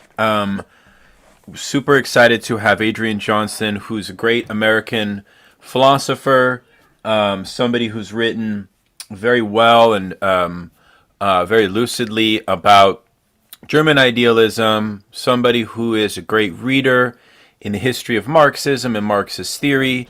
I find myself sometimes amazed at how much, Adrian, you have read in French theory, in Marxist thought, in neuroscience, in Schelling, in Hegel. So it's always a treat to hear from you. I invited Adrian because he defended Lukács in an Althusser event a few months ago, and he got attacked. So you're not gonna, if you do that tonight, you're not gonna get attacked. Okay. And with that said, the floor is yours. So please. Well, to begin with, thank you, Daniel, both for that incredibly kind introduction, as well as for organizing this event and inviting me to give a talk as part of it. I also want to apologize to everyone for my lateness. This was entirely my fault based on me failing to realize that the start time Daniel had sent me was Eastern time as opposed to Mountain Standard Time that I am on. So I was off by 2 hours, but it's ended up working out at least for me, because I thought, I'll be speaking from 5 to 6 this evening. And indeed, that's what's ended up happening as a result of me getting the start time wrong. Now, the talk that I'm going to present this evening is actually a more polished, written up form of some of the lines of thought that Daniel made reference to that I presented at that online Althusser event a number of months ago. And this is material extracted from a book manuscript that I just finished at the end of last week. And this evening is my first opportunity to bounce this particular set of extracts off of an audience. So I'm looking forward to Q&A. And although my presentation is focused primarily on Lukács' history and class consciousness, there are multiple links to and cross resonances with a lot of the content of The Destruction of Reason, and I'd be very happy to make some of that more explicit if necessary during the discussion to follow. And finally, prior to the event, Daniel asked me if I would also be willing perhaps to field Schelling-related questions, particularly in light of the fact that in a way, Schelling features as the arch villain of The Destruction of Reason, namely as the German idealist godfather of German philosophical reaction, especially, of course, the late Schelling of the philosophies of mythology and revelation. And I would be very happy to talk about Schelling too in the post-talk discussion. So with those things said, let me get well and truly underway. The young Georg Lukács of History and Class Consciousness lays the foundations of what Maurice Merleau-Ponty in 1955's Adventures of the Dialectic subsequently baptizes Western Marxism. However, the implications of this Lukács' work for the issue of economism in historical materialism, a core issue for the Western Marxists throughout the 20th century, these implications are open to divergent interpretations. In what follows, I soon will proceed to argue that the consequences of history and class consciousness, with its core concept of reification, Verdinglichung, as regards the status of the economy for societies and their histories, indeed are profoundly and importantly equivocal. As I also will contend, this equivocality, once brought to light, presents difficulties for those vehemently anti-economistic Western Marxists departing from Lukács's 1923 masterpiece. One could say that for the economic reductionism and determinism of crude, vulgar economistic Marxisms, infrastructure is the only really important dimension of both societies and social history. An essential feature of Western Marxism from its birth in the 1920s onward is its adamant anti-economism. A key motto of this tradition would be superstructure matters. Accordingly, in the chapter of Adventures of the Dialectic, in which Merleau-Ponty coins the label Western Marxism, he characterizes this thus labeled tradition as one emphasizing against mechanistic economism such superstructural factors as consciousness, ideology, culture, etc. Perry Anderson likewise explains, quote, Western Marxism as a whole, when it proceeded beyond questions of method to matters of substance, came to concentrate overwhelmingly on study of superstructures. Moreover, the specific superstructural orders with which it showed the most constant and close concern were those ranking highest in the hierarchy of distance from the economic infrastructure, in Engels's phrase. In other words, it was not the state or law which provided the typical objects of its research. It was culture that held the central focus of its attention, end quote. On a subsequent occasion, Anderson adds, quote, the major exponents of Western Marxism typically pioneered studies of cultural processes in the higher ranges of the superstructures, as if in glittering compensation for their neglect of the structures and infrastructures of politics and economics, end quote. Indeed, for Lukács, Karl Korsch, Antonio Gramsci, and Ernst Bloch, with these four being the founding fathers of Western Marxism, more than economic constellations and experiences come to receive the sustained attention they were deprived of by economism. An oscillation between traditional historical materialism as prioritizing infrastructure and anti-economism as de-emphasizing infrastructure already is exhibited by history and class consciousness in what is perhaps the best known feature of this 1923 book, namely its account of reification. The celebrated chapter of History and Class Consciousness on reification and the consciousness of the proletariat contains a section entitled The Antinomies of Bourgeois Thought. Similarly, Anderson speaks of the antinomies of Antonio Gramsci.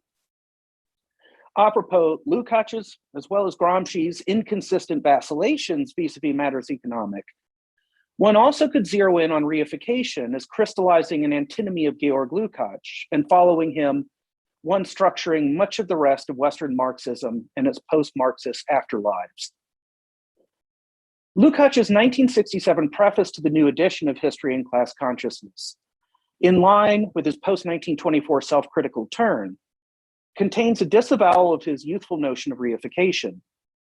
Lukács indicts reification circa 1923 for ending up connoting any and every subjective process of self-objectification, thereby failing to remain precise enough to be specific to capitalism in particular, despite the early Lukács's attempts to remain focused on capitalism in its socio-historical uniqueness.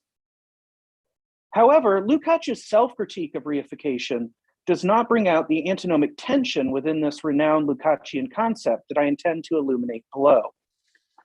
The closest the self-critical Lukács of 1967 comes to what I soon will be addressing is when he acknowledges the influence of Max Weber on his readings of Marx in his early years.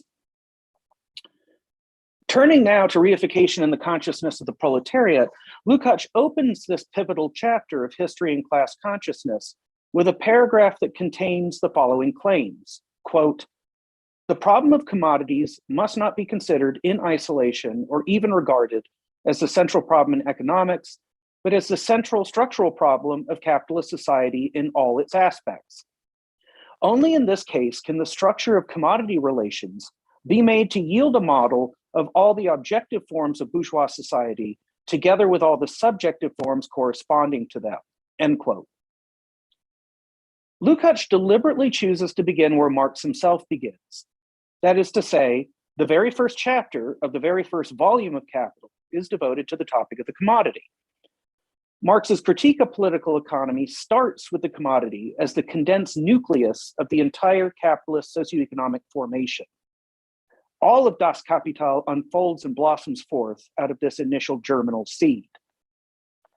Moreover, Lukács's theory of reification, as per history and class consciousness, makes especially clear that the famous final section of Capital Volume 1, Chapter 1, this is the section entitled The Fetishism of the Commodity and Its Secret, provides the key to demystifying and comprehending how the commodity form not only anchors capitalist infrastructure, but comes to color the layers and expanses of superstructure. Thanks particularly to commodity fetishism, what happens in the capitalist economy does not stay in the economy. It seeps into every nook and cranny of the social edifice, including the highest and most intimate spheres of more than economic life. Lukács even redefines commodity in its technical Marxist sense, such that it includes within its very essence this centrifugal force moving towards social universalization, this drive to colonize all sectors of the capitalist life world as a quote unquote totality. With Marx himself, what renders the category of the commodity specific to capitalism is that the commodity is a use value bearing an exchange value, with this exchange value in turn containing within itself a quota of surplus value, and everything the category of surplus value as peculiar to capitalism brings with it. What Lukács adds to this, inspired by Marx himself, is another essential facet to the capitalist commodity, namely, its allegedly inherent tendency to remake everything in its own image, to stamp its form upon all social structures, dynamics, and agents without exception, including subjects, objects, relationships, and happenings well outside the confines of the economic base. As Korsch puts it, quote, "The commodity is a born leveler," end quote. This Lukácsian addition to the Marxian conception of the commodity presupposes both the economically reductive thrust in general of capitalism, as well as the compulsion to privatize in particular, intrinsic to the very logic of capital. As reification in the consciousness of the proletariat proceeds, Lukács further enriches his characterizations of Verdinglichung. Reification is described by him in multiple ways, as both objective, that is being reified, and subjective, that is feeling reified, echoing Marx's distinction between objective and subjective dimensions of alienation, as literally dehumanizing, as induced and embodied by industrial mechanization, as well as by irrationally rationalistic technocratic bureaucratization. The modern factory is identified as the condensed microcosmic epitomization of the Weberian iron cage of capitalist society as a whole. Capitalism's commodity-centered mode of production produces not only commodities as economic units, but more than economic social relations, be they legal, political, religious, intellectual, or whatever else, modeled on commodities and these things market-mediated interactions. As Lucio Coletti notes along these same lines, quote, "Under capitalism, all important social relations become exchange relations," end quote. Even the individual's inner quote unquote soul, as his or her quote unquote total personality, and quote, "the whole consciousness of man," end quote, is said by Lukács to fall victim to capitalist reification. Echoing Henri Bergson and anticipating the Martin Heidegger of 1927's Being and Time, reification in the consciousness of the proletariat narrates how, under the influence of developments such as Taylorism, workers' subjective phenomenal experiences of temporality, both inside and outside the workplace, are flattened out into the anonymous spatial uniformity of carefully managed schedules and calendars. With time being money and capital's ceaseless pursuit of ever more surplus value for itself, capital has no time for modes of temporality other than its own clocks, deadlines, and turnover rates. The impoverishment suffered by laborers' senses of temporal flows under such industrial regimes is not confined to working hours on the factory floor.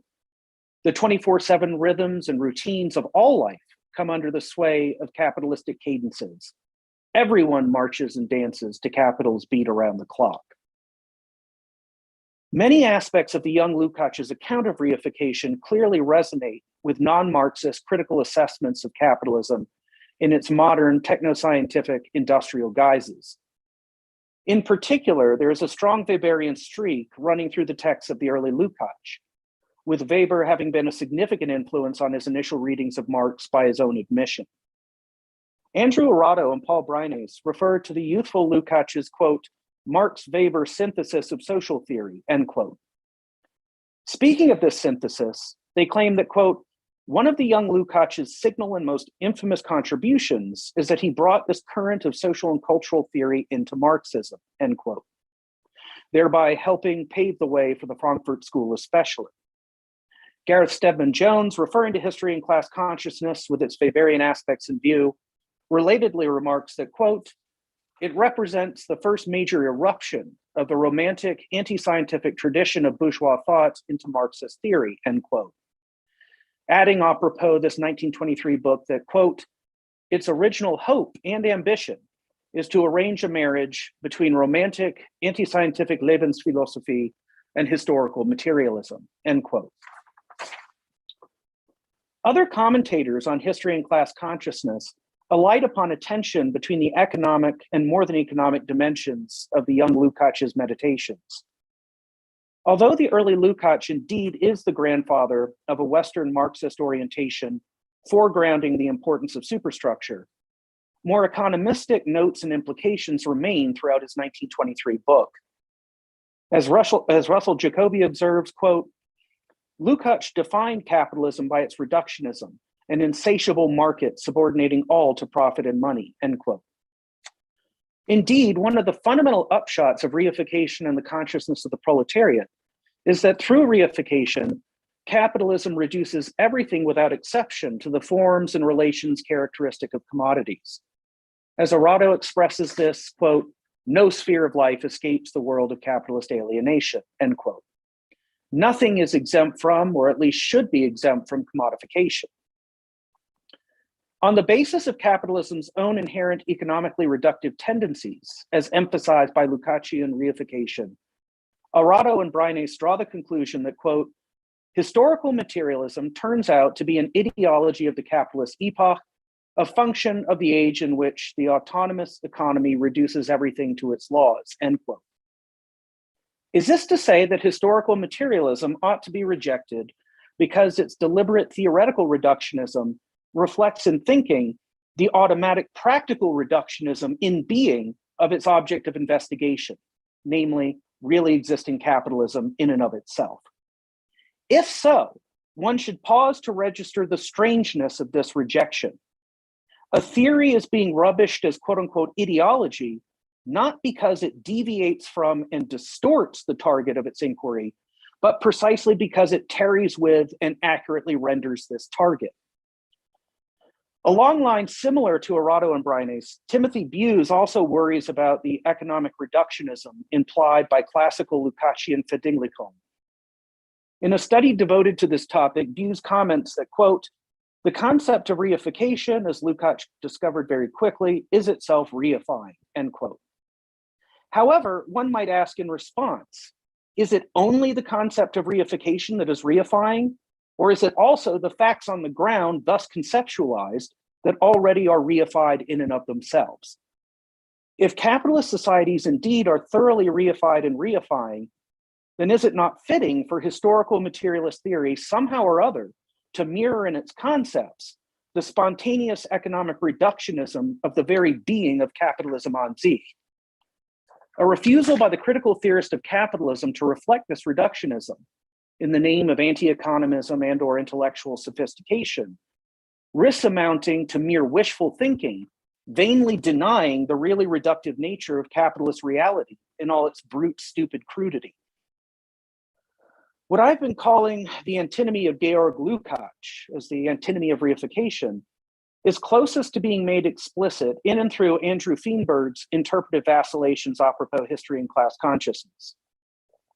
On the one hand, Feenberg emphasizes the early Lukács's fashions of resisting economism, economic determinism, and the like. Admittedly, Reification in the Consciousness of the Proletariat utilizes Marx's conception of commodity fetishism so as to shift Marxist attention away from an obsessive focus on infrastructure alone and towards superstructure, specifically the superstructural reverberations and consequences of capitalist modification. Do not Lukács's explorations of the mental, phenomenological, political, psychological, and even romantic dimensions of life under capital-induced reifications distance him from the more mechanistic and scientistic vulgar Marxists of both certain German-speaking as well as Soviet trends? On the other hand, Feenberg is aware that the shift of attention to more than economic phenomena in reification in the consciousness of the proletariat nonetheless remains tied to a more classically Marxist thesis, according to which these phenomena are profoundly conditioned by economic forces and factors. He admits that Lukács stays faithful to Marx by stressing, quote, the overriding influence of the economy on all sectors of capitalist society, end quote. Feenberg then frets that, quote, if commodity relations cause objects and subjects to take a reified form, then Lukács would appear to have lapsed into crude economic determinism, end quote. Hence, taking Feenberg's various just cited remarks together, History and Class Consciousness should be seen as crystallizing within its pages an antagonism between economistic and anti-economistic leanings. Like the Lenin of the State and Revolution, the Lukács of History and Class Consciousness emphasizes that the prioritization of economics is not, by itself, the distinctive hallmark characteristic of Marxism. But, as emphasized by the very concept of reification, this same Lukács underscores that capitalism is distinguished by, among other of its features, its bringing about a, quote, total economic penetration of society, end quote. And this, despite his contemporaneous polemics against the, quote unquote, mechanistic fatalism of vulgar economism. Relatedly, the mature Lukács, in his self-critical preface to the 1967 edition of History and Class Consciousness, portrays his early magnum opus as organized around a false dilemma between the extremes of either economic reductionism or subjectivistic voluntarism. Indeed, Arado deserves credit for portraying History and Class Consciousness, especially its chapter on reification, as plagued by a permutation of the third of Kant's antinomies of pure reason. This Kantian hangover shows up in the young Lukács's writing as an unresolved contradiction between infrastructural determination and superstructural freedom, the latter being the self-determination of revolutionary class consciousness. Subsequent generations of Western Marxists are inheritors of these inconsistencies around issues of the place and importance of economics. All of the founding figures of Western Marxism evinced profound ambivalences vis-a-vis the privileged status of the economy in classical historical materialism. Then the Frankfurt School, starting with its initial original members, carries forward and intensifies the anti-economistic emphasis on the significance of more than economic social superstructures, already integral to the likes of Gramsci, Korsch, and the early Lukács.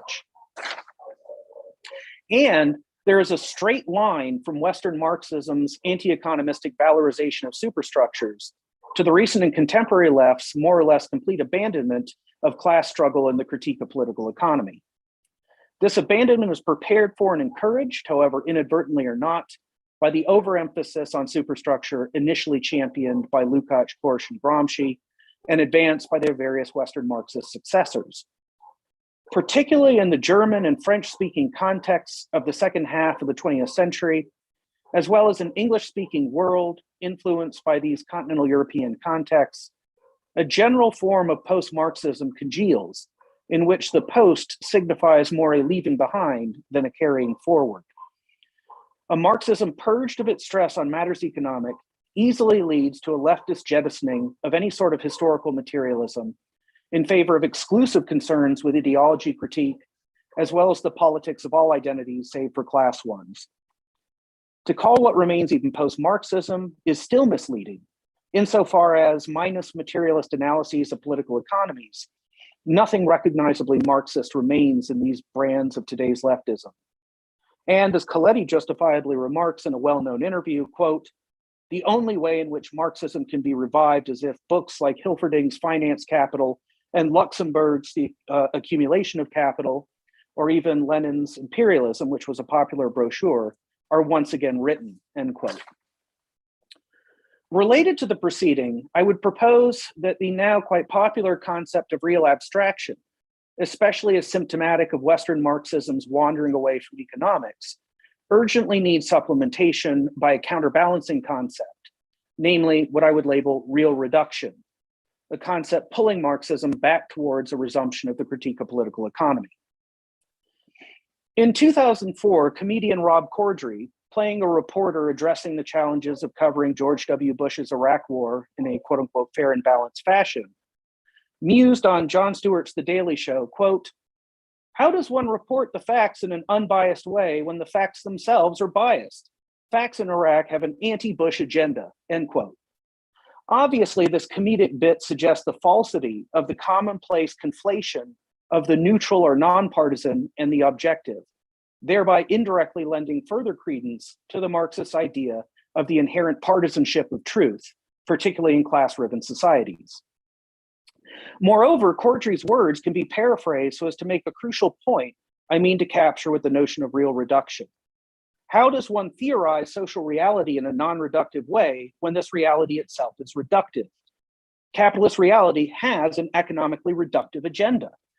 If historical materialism is economically reductive and or class essentialist, many non and post-Marxist leftists, including some left populists, repeatedly accuse it of such alleged sins, this arguably is not a deficiency in its thinking, but a reflection of the very being of what it thinks accurately. There is no merit in social theorizing staying scrupulously anti-reductive and anti-essentialist when the societies it surveys are themselves reductive and essentialist. Relatedly, my phrase real reduction means that reductions are not exclusively negative false features of ideal subjective thinking for us, but also at least sometimes positive true features of real objective being in itself, just as the Marxist phrase real abstraction means the same for abstractions. Realities, and not only theories, can be reductive. In addition to the truth sometimes being partisan, as per certain Marxists, the truth sometimes is stupid, that is reductive, essentialist, etc. too, as per Jacques Lacan, with his motif of la connerie de la vérité. Relatedly, being smarter than reality is itself a special form of stupidity. So long as social reality itself is reductive, historical materialism must be reductive too. Such materialism must be stupidly smart, that is, intelligently calibrating itself to the manifest idiocy of its object of inquiry, namely capitalism, and not smartly stupid, that is, too clever by far for an anything but clever real. With the concept of reduction in view, I would go so far as to plead for a reversal of the standard sense of the distinction between historical and dialectical materialisms, along the lines of that between the anti-reductive and the reductive respectively. I have critically scrutinized the Western Marxist rejection of Engelsian and Soviet dialectical materialism with its dialectics of nature, purportedly in the name of historical materialism properly understood elsewhere. So I will not rehearse all those details here. For now, I will limit myself to pointing out that Western Marxism, with its participation in an anti-naturalism common to much of continental European philosophy and theory throughout roughly the past 2 centuries, tends to dismiss Naturdialektik within both classical and non-Western Marxisms on the basis of a specific assumption. This is the assumption having it that nature, qua the explanatory jurisdiction of the empirical experimental natural sciences, is, in this nature's an sich, asubjective being, a really reductive reality devoid of anything dialectical whatsoever. For the typical Western Marxist opponent of dialectical materialism with its dialectics of nature, the physical universe minus humanity is more or less accurately reflected by the reductionistic sciences of nature. Starting with the young Lukács's critique of Engelsian Naturdialektik, Western Marxists relatedly maintain that human social history, by sharp contrast with non-human nature, is really in and of itself non or anti-reductive. That is to say, they claim that the historical development of humanity's myriad societies, ostensibly unlike nature and its processes, indeed does exhibit movements and mutations best captured by the structures and dynamics of a speculative dialectics indebted to both Hegel and Marx. From this Western Marxist perspective, historical materialism takes as its object a human history whose multi-level richness calls for dialectical sophistication, while so-called dialectical materialism takes as its object a non-human nature whose one-dimensional poverty calls for setting aside dialectical finesse in favor of plotting reduction. Western Marxism divides intellectual labor such that there is anti-reductive historical materialism and reductive natural science with nothing left in between. The option of a non-reductive naturalistic materialism represented by Engelsian Naturdialektik is excluded as, at best, superfluous and at worst, both false and dangerous. In one of my recent books, I argue against the Western Marxist notion of nature as spontaneously reductive, of the physical universe as a flat expanse of dumb matter and nothing more than efficient causal motion. From both within and well beyond the Marxist tradition, various resources can be appealed to as offering challenges to this notion of nature. There are many good reasons for seriously doubting or even outright rejecting the association of the natural with the reductive, an association profoundly informing the Western Marxists. Here, I clearly am arguing against Western Marxism's correlative association of the historical with the non-reductive.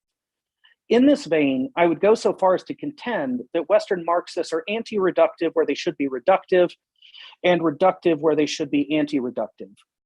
At least for pre-communist social history thus far, that is Marx's quote-unquote history hitherto, as the target object of historical materialism, this history shows itself as actually reducing, or at least constantly trying to reduce human beings to the status of compliant bearers or personifications of roles dictated by given modes, means, and relations of production.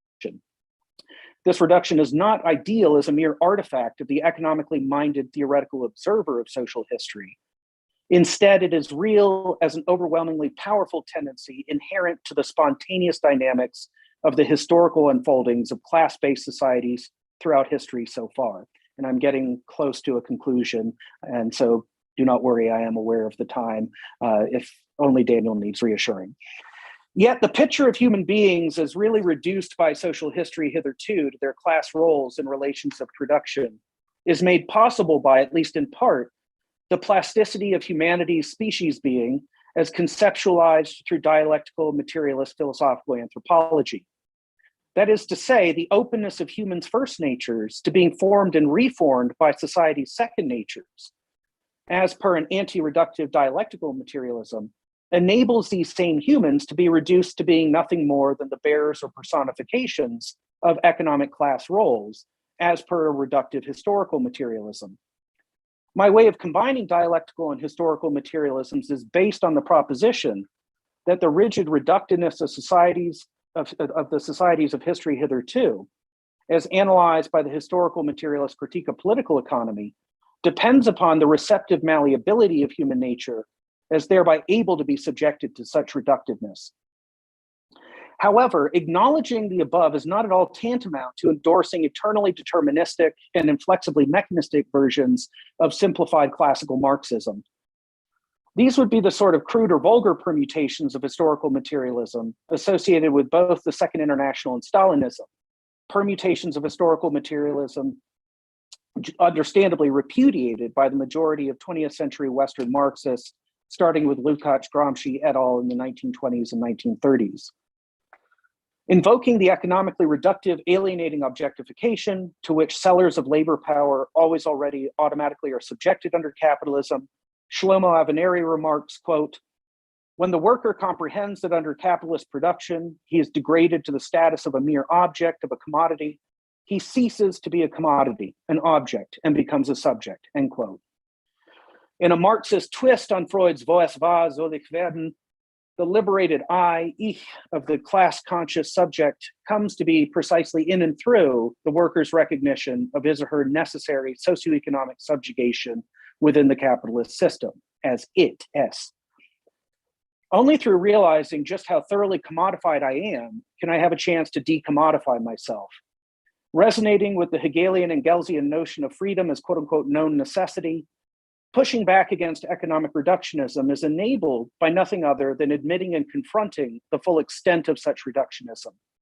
rather than, as with the wishful thinking of Western Marxism's anti-economism, essentially pretending in theory that this reductionism does not exist in practice.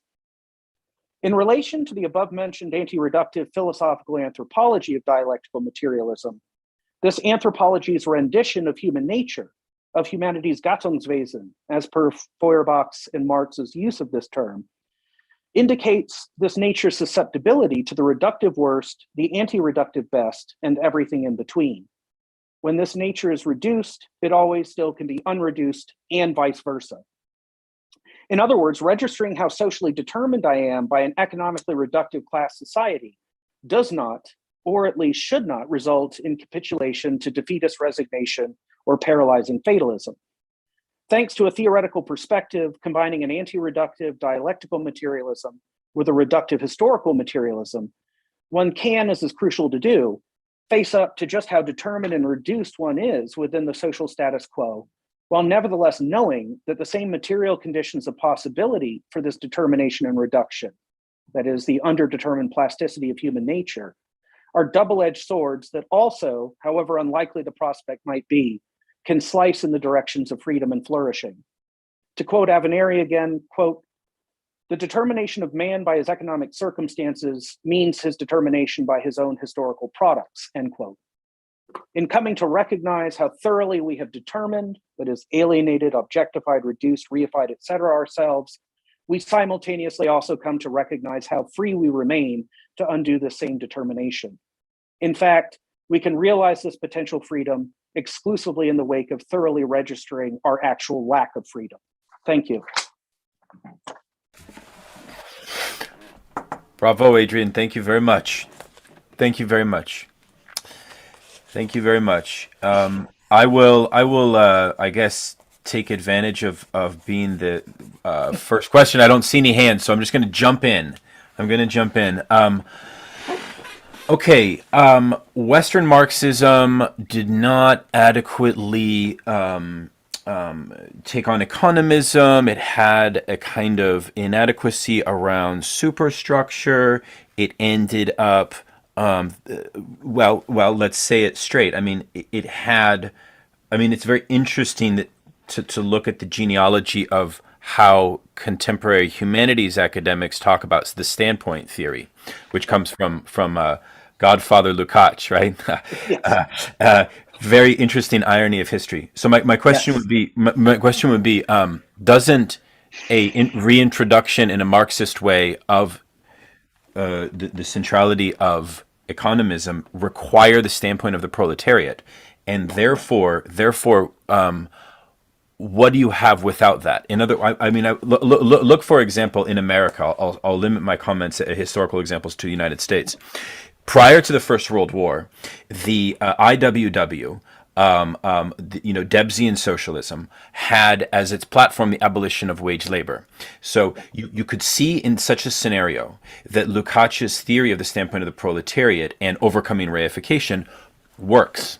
It works with that kind of robust orientation, right? Which is grounded in the Workers' Party, is grounded in a very concrete sense, right?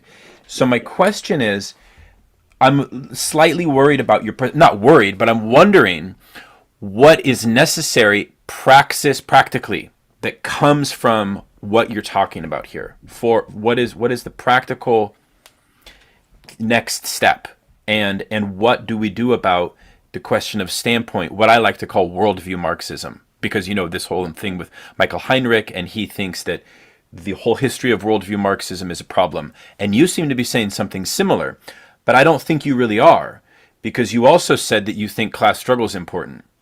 So where are we at with this point? And I hope my question makes sense to you.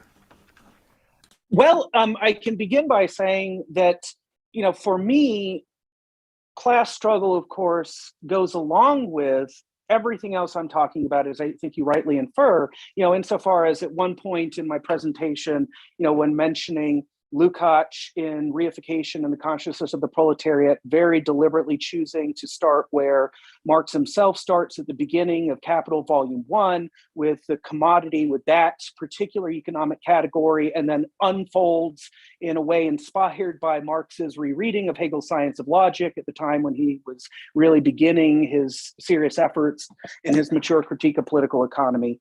That, of course, already the commodity for Marx harbors within itself the category of surplus value. And really it's out of surplus value that Marx unfolds a number of things, really the whole apparatus, including, of course, class divisions and the antagonisms that go along with them. And so, of course, I think in my plea to return to something closer to Marx's classical critique of political economy is the overriding focus of his research in later years, against this 20th century, even bleeding into our time. Although Vanessa was, I think, quite right to point out at one moment that we are seeing some returning awareness of the role of various and sundry economic interests, processes, mechanisms, et cetera, in our current predicament. And I have also hope at this point too, and along these lines, whenever I teach, whether it's at Marx's Grundrisse or say Volume 1 of Capital, the enrollment numbers are way higher than for anything else. So there seems to be an appetite for this among students. But of course, the more practical issue of, well, before I get to the question of what might this look like translated into practice, I should also address the issue of worldviews, right? Of course, I will confess, as a philosopher, I have a certain, interest in developing a larger kind of systemic perspective on matters that one would associate with something along the lines of whether system in the German idealist sense or Weltanschauung, in the sense, that your question references. I do think that there's an issue of simply getting things right, regardless of what that result of, what the results of that are in terms of politics, praxis, et cetera.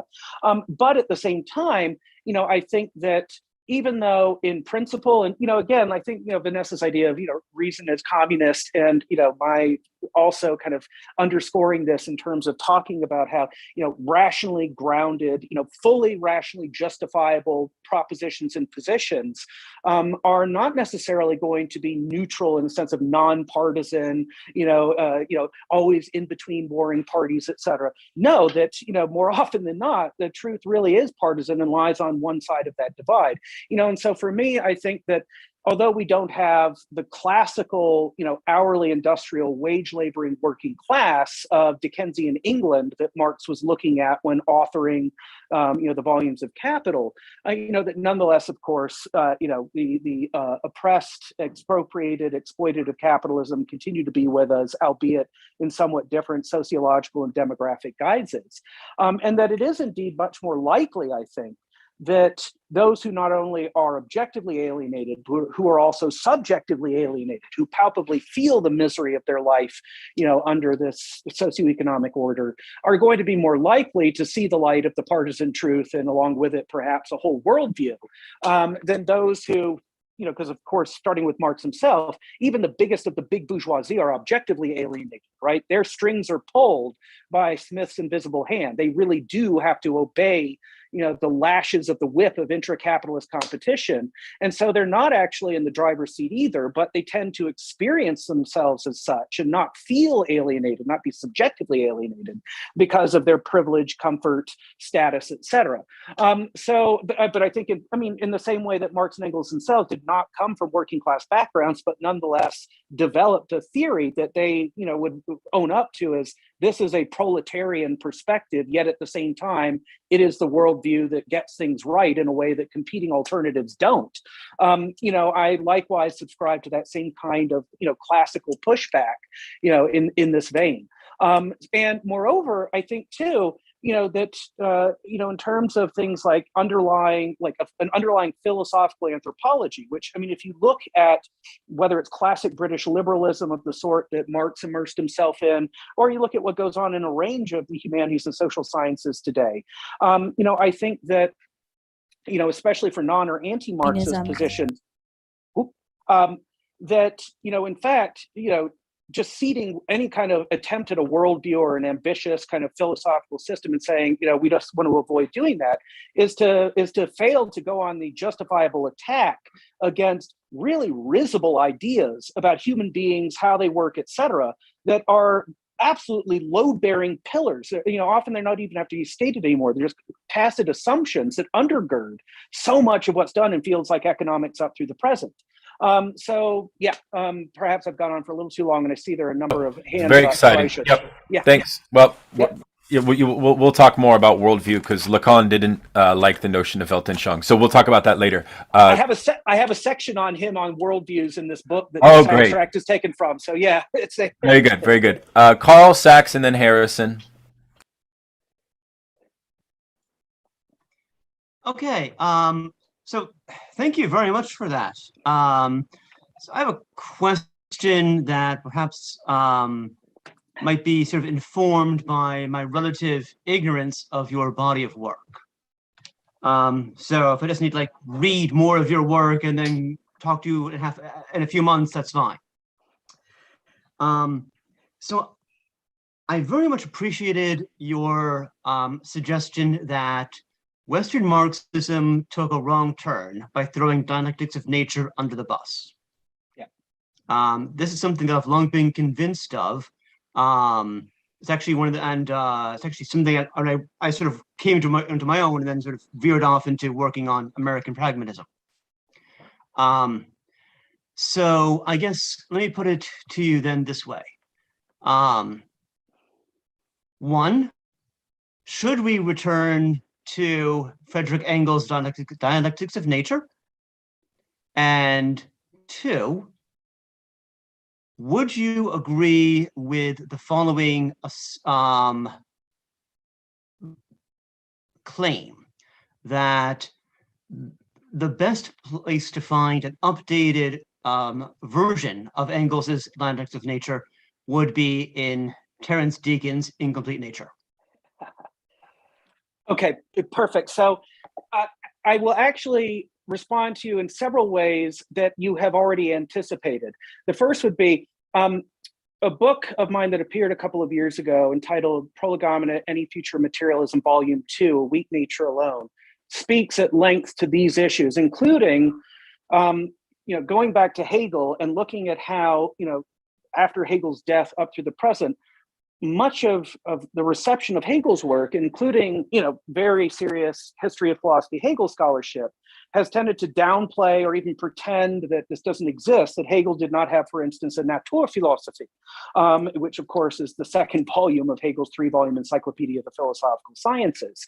And, looking at how basically continental European anti-naturalists have, dealt with Hegel already in ways that involved them dancing around that and trying to, not really face up to the fact that this was seen by Hegel, not only Schelling, but Hegel as well, as a major division of systematic philosophy as a whole. And then its second part goes on and looks in the Marxist tradition at the controversies around Engels' dialectics of nature from Marx and Engels themselves through Althusser, and even with Lukács. Its chapter on Lukács deals especially with the late Lukács's unfinished massive ontology of social being, in which indeed, you can see Lukács, really presenting the diametrically opposed position to his utterly dismissive remarks about Engels' Naturdialektik in footnotes in History and Class Consciousness. And of course, a lot of the Lukács readers, especially ones with, kind of theoretical humanities, continental philosophy backgrounds, tend to say, look, Lukács was great in 1923, maybe a little bit in 1924, but after he was chastised by Zinoviev and the Soviet delegation at the Comintern meeting in 24, everything after that is just, kowtowing to Moscow's authority, and is intellectually insincere political opportunism to save his own skin. I think that, in short, just not to mince my words, is bullshit. Yes, of course, there are things like in the Destruction of Reason, the embarrassing moments where he has some praise for Lysenko and Lysenkoism. Yes, that was a real problem. But in the same way that, if people would want to argue against Engels' dialectics of nature by saying, oh, well, look, the instantiation of this at the level of praxis, to come back to Daniel's question about that I failed to answer, look what it turns into. Stalin favoring this barefoot Ukrainian economist and, destroying the careers of scientists, sidelining genetics research, and questionable results with agricultural output. It was a disaster. And this is what it bottoms out in. But that's if anyone who would say that is engaging in the same argumentative maneuver where those use Stalin to just delegitimize Marxism in toto and say, oh, look, Marx's ideas translated into Stalinism, therefore, this is to be thrown in the dustbin of both intellectual and political history. And so, that's, I think, the problem. But in terms of Engels's dialectics of nature itself, I'm interested more in reactivating the spirit, but not the letter of it. I mean, obviously, to begin with, insofar as it's heavily dependent upon what was then the state of play in the empirical experimental sciences of nature, there's much that's unfolded since Engels's death in 1895 that would call for modifying it. I think there's also a tendency for Engels to wax too organically holistic and to end up in this model of all is one, one is all, the kind of old German idealist Spinoza-inspired Henkai Pan, in which there's not enough attention to discord, negativity, conflict, etc. in his way of thinking about nature. And both theoretically and empirically, then it would need massive amounts of overhauling and updating, but I think it's worth doing. And I think Lukács, toward the end of his life, was already moving in that direction, especially in the ontology of social being. But that Lukács, again, has been really, this is part of why I wanted to be involved with this event, was that, a text like The Destruction of Reason, as well as basically all of Lukács's corpus post 1924, is often overlooked in favor of just the young Lukács of history and class consciousness. And I think there's a lot of buried treasures in his corpus from after 24, including The Destruction of Reason, that we should go back to.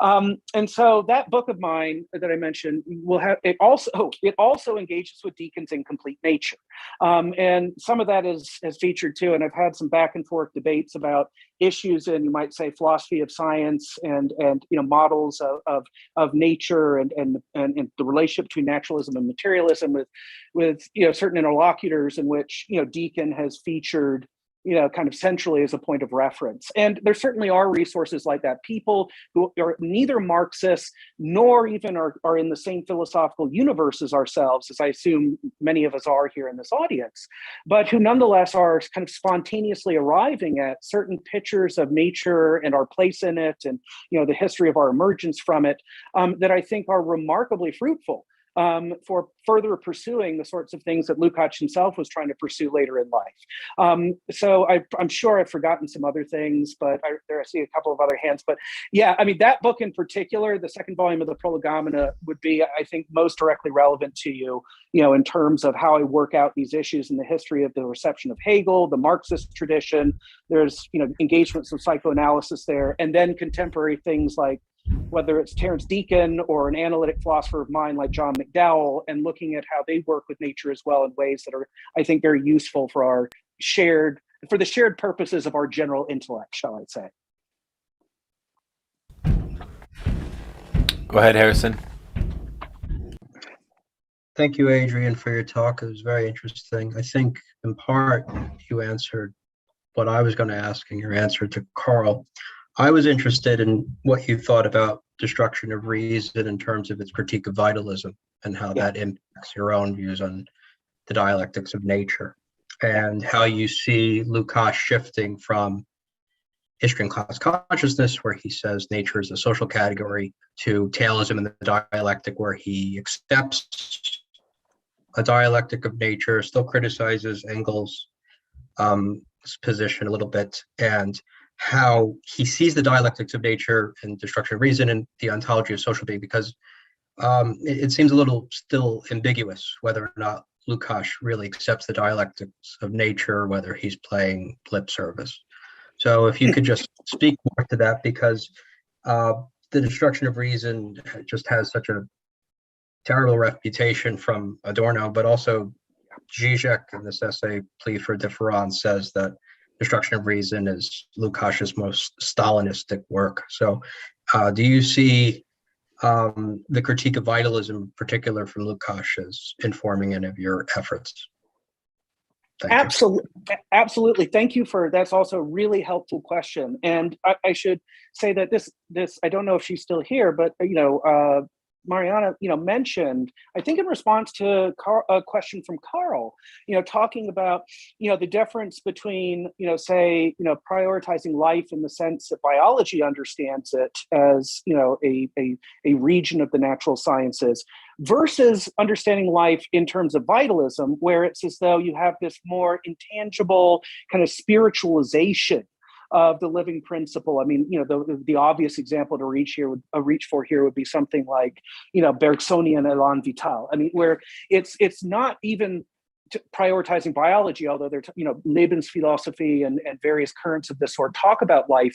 I mean, we still have to be careful to distinguish between life as it is conceptualized, understood, investigated, etc., by those who approach it from more empirical experimental angle and are situated in the life sciences versus, when you have, philosophers or theorists who subscribe to this notion of life as, again, this kind of immaterial force, energy, impulse, current, etc., that really does have more spiritualistic connotations and associations attached to it.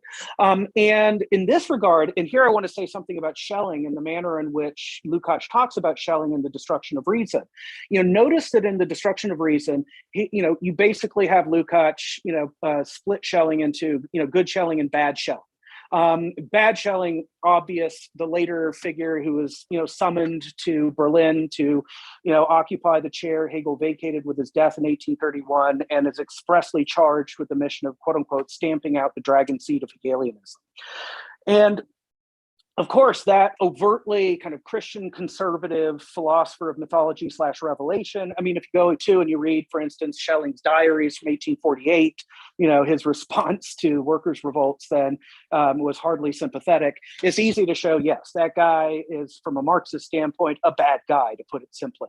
But of course, in Destruction of Reason, Lukács is careful, given his awareness of how German idealist philosophies of nature are the most immediate intellectual historical precursors of something along the lines of Engelsian Naturdialektik. He is careful to praise the young Schelling of the late 1790s and early 1800s, specifically the author of the texts on Naturphilosophy, for being kind of, close to being a good sort of proto-materialist of a certain sort.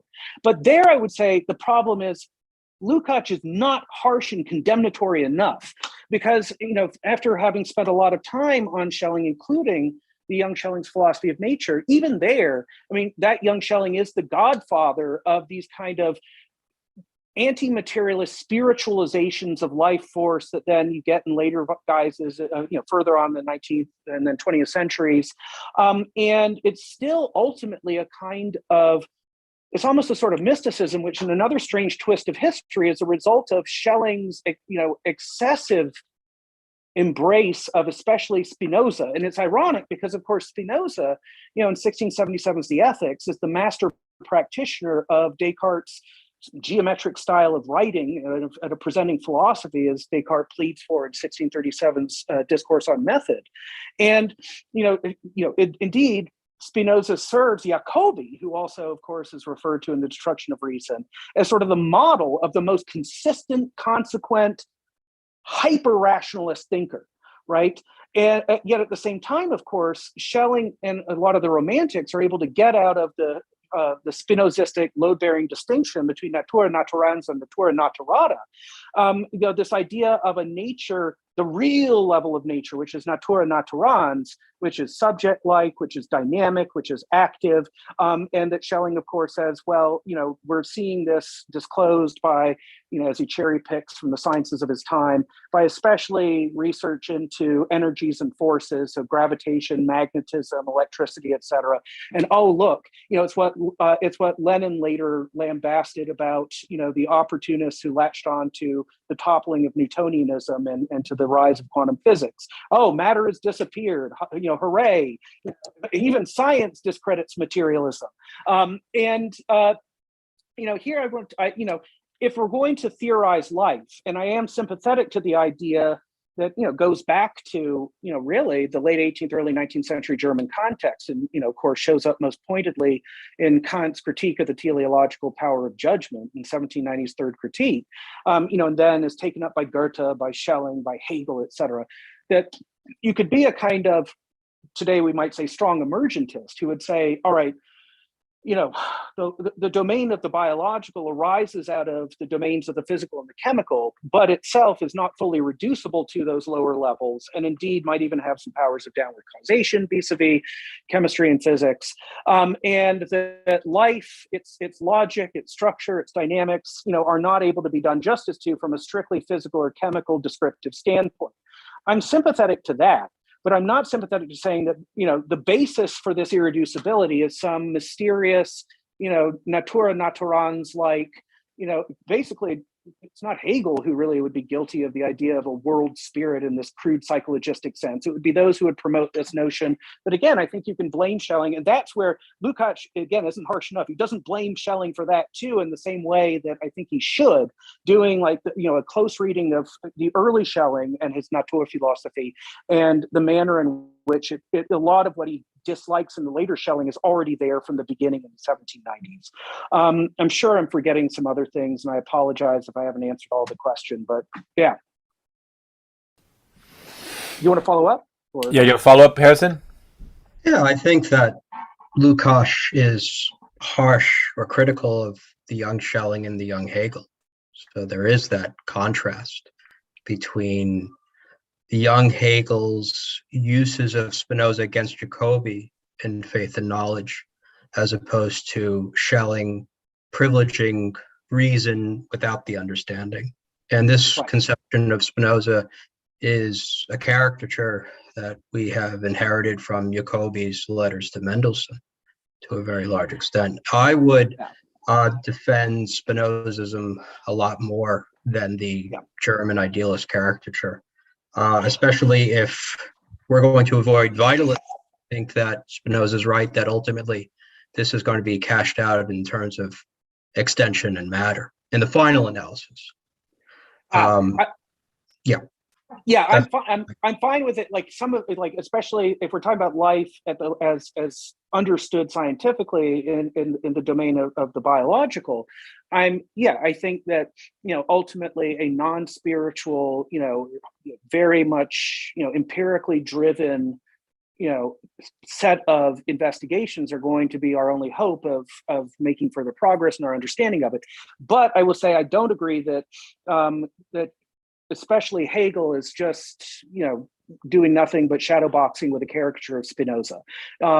Just to save time, there's a set of chapters in a 2014 book by me, Adventures in Transcendental Materialism, where I kind of revisit Hegel's critique of Spinoza and look at its contemporary relevance for, especially in today's continental metaphysics, certain versions of speculative realism, new materialisms, et cetera, which I think are vulnerable to the same sorts of critiques Hegel leveled against, and not only Spinoza, but then Schelling's more Spinozistic side, a la the night in which all cows are black. But of course, this is a huge debate. I mean, even within, like you have things like, Pierre Macheret's famous defense of Spinoza contra Hegel, et cetera.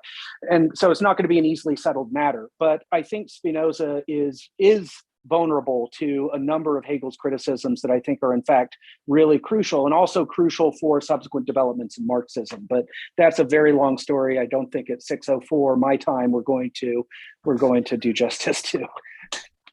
Wow. Really great and rich conversation. Extremely excited. John's hands up for a minute. Let's go quickly. Adrian will go over by a little bit. But John, if you could keep it brief, we're over time, but please. Cool. Yeah. Thanks.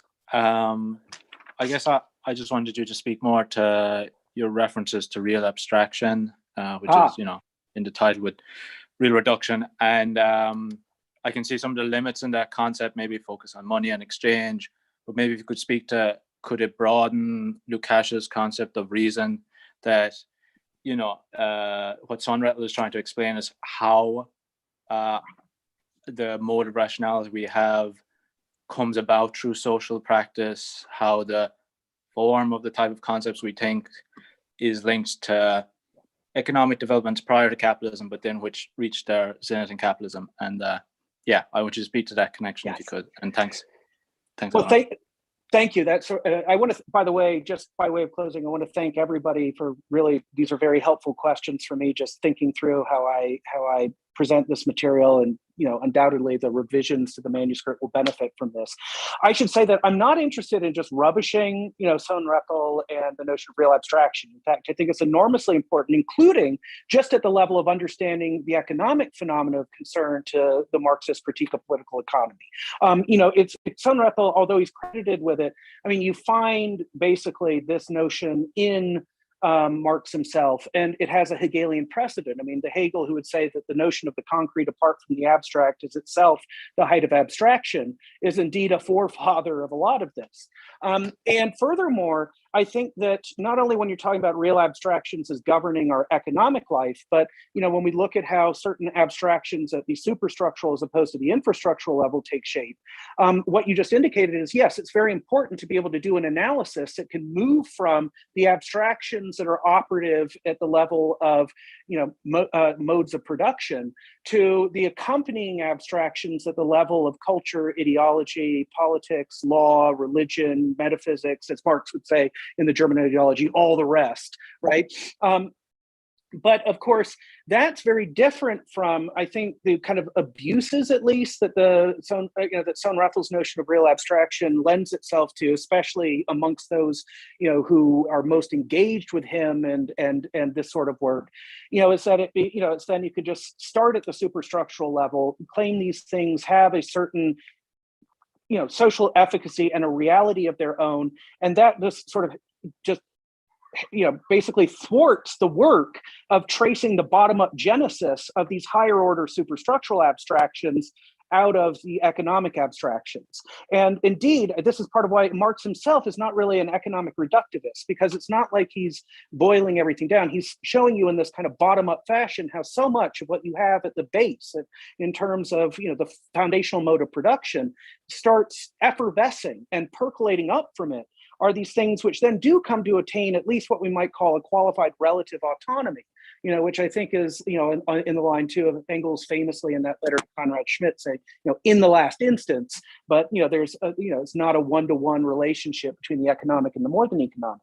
But certainly this idea of, yes, on the one hand, we have to realize the reality of abstractions. And in fact, a book I co-edited just appeared a week or two ago entitled Objective Fictions, which deals with some of this. I totally want to hold on to that, but I don't want that to preclude at the same time also this idea that I'm trying to get at with the phrase real reduction, which is that there are also ways in which things that we might be tempted to think of as enjoying a certain degree of autonomy or distance vis-a-vis the economy and its abstractions, in fact, don't.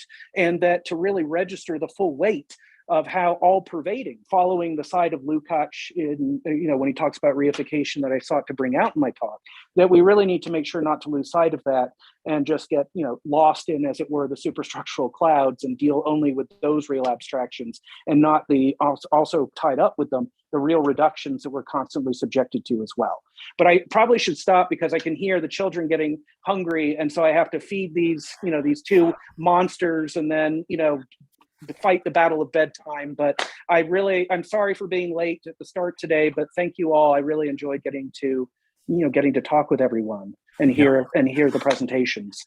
Yeah, we loved it, Adrian. It was your energy is infectious, and now it's like I feel like I drank caffeine, but I didn't. So thank you for your just incredible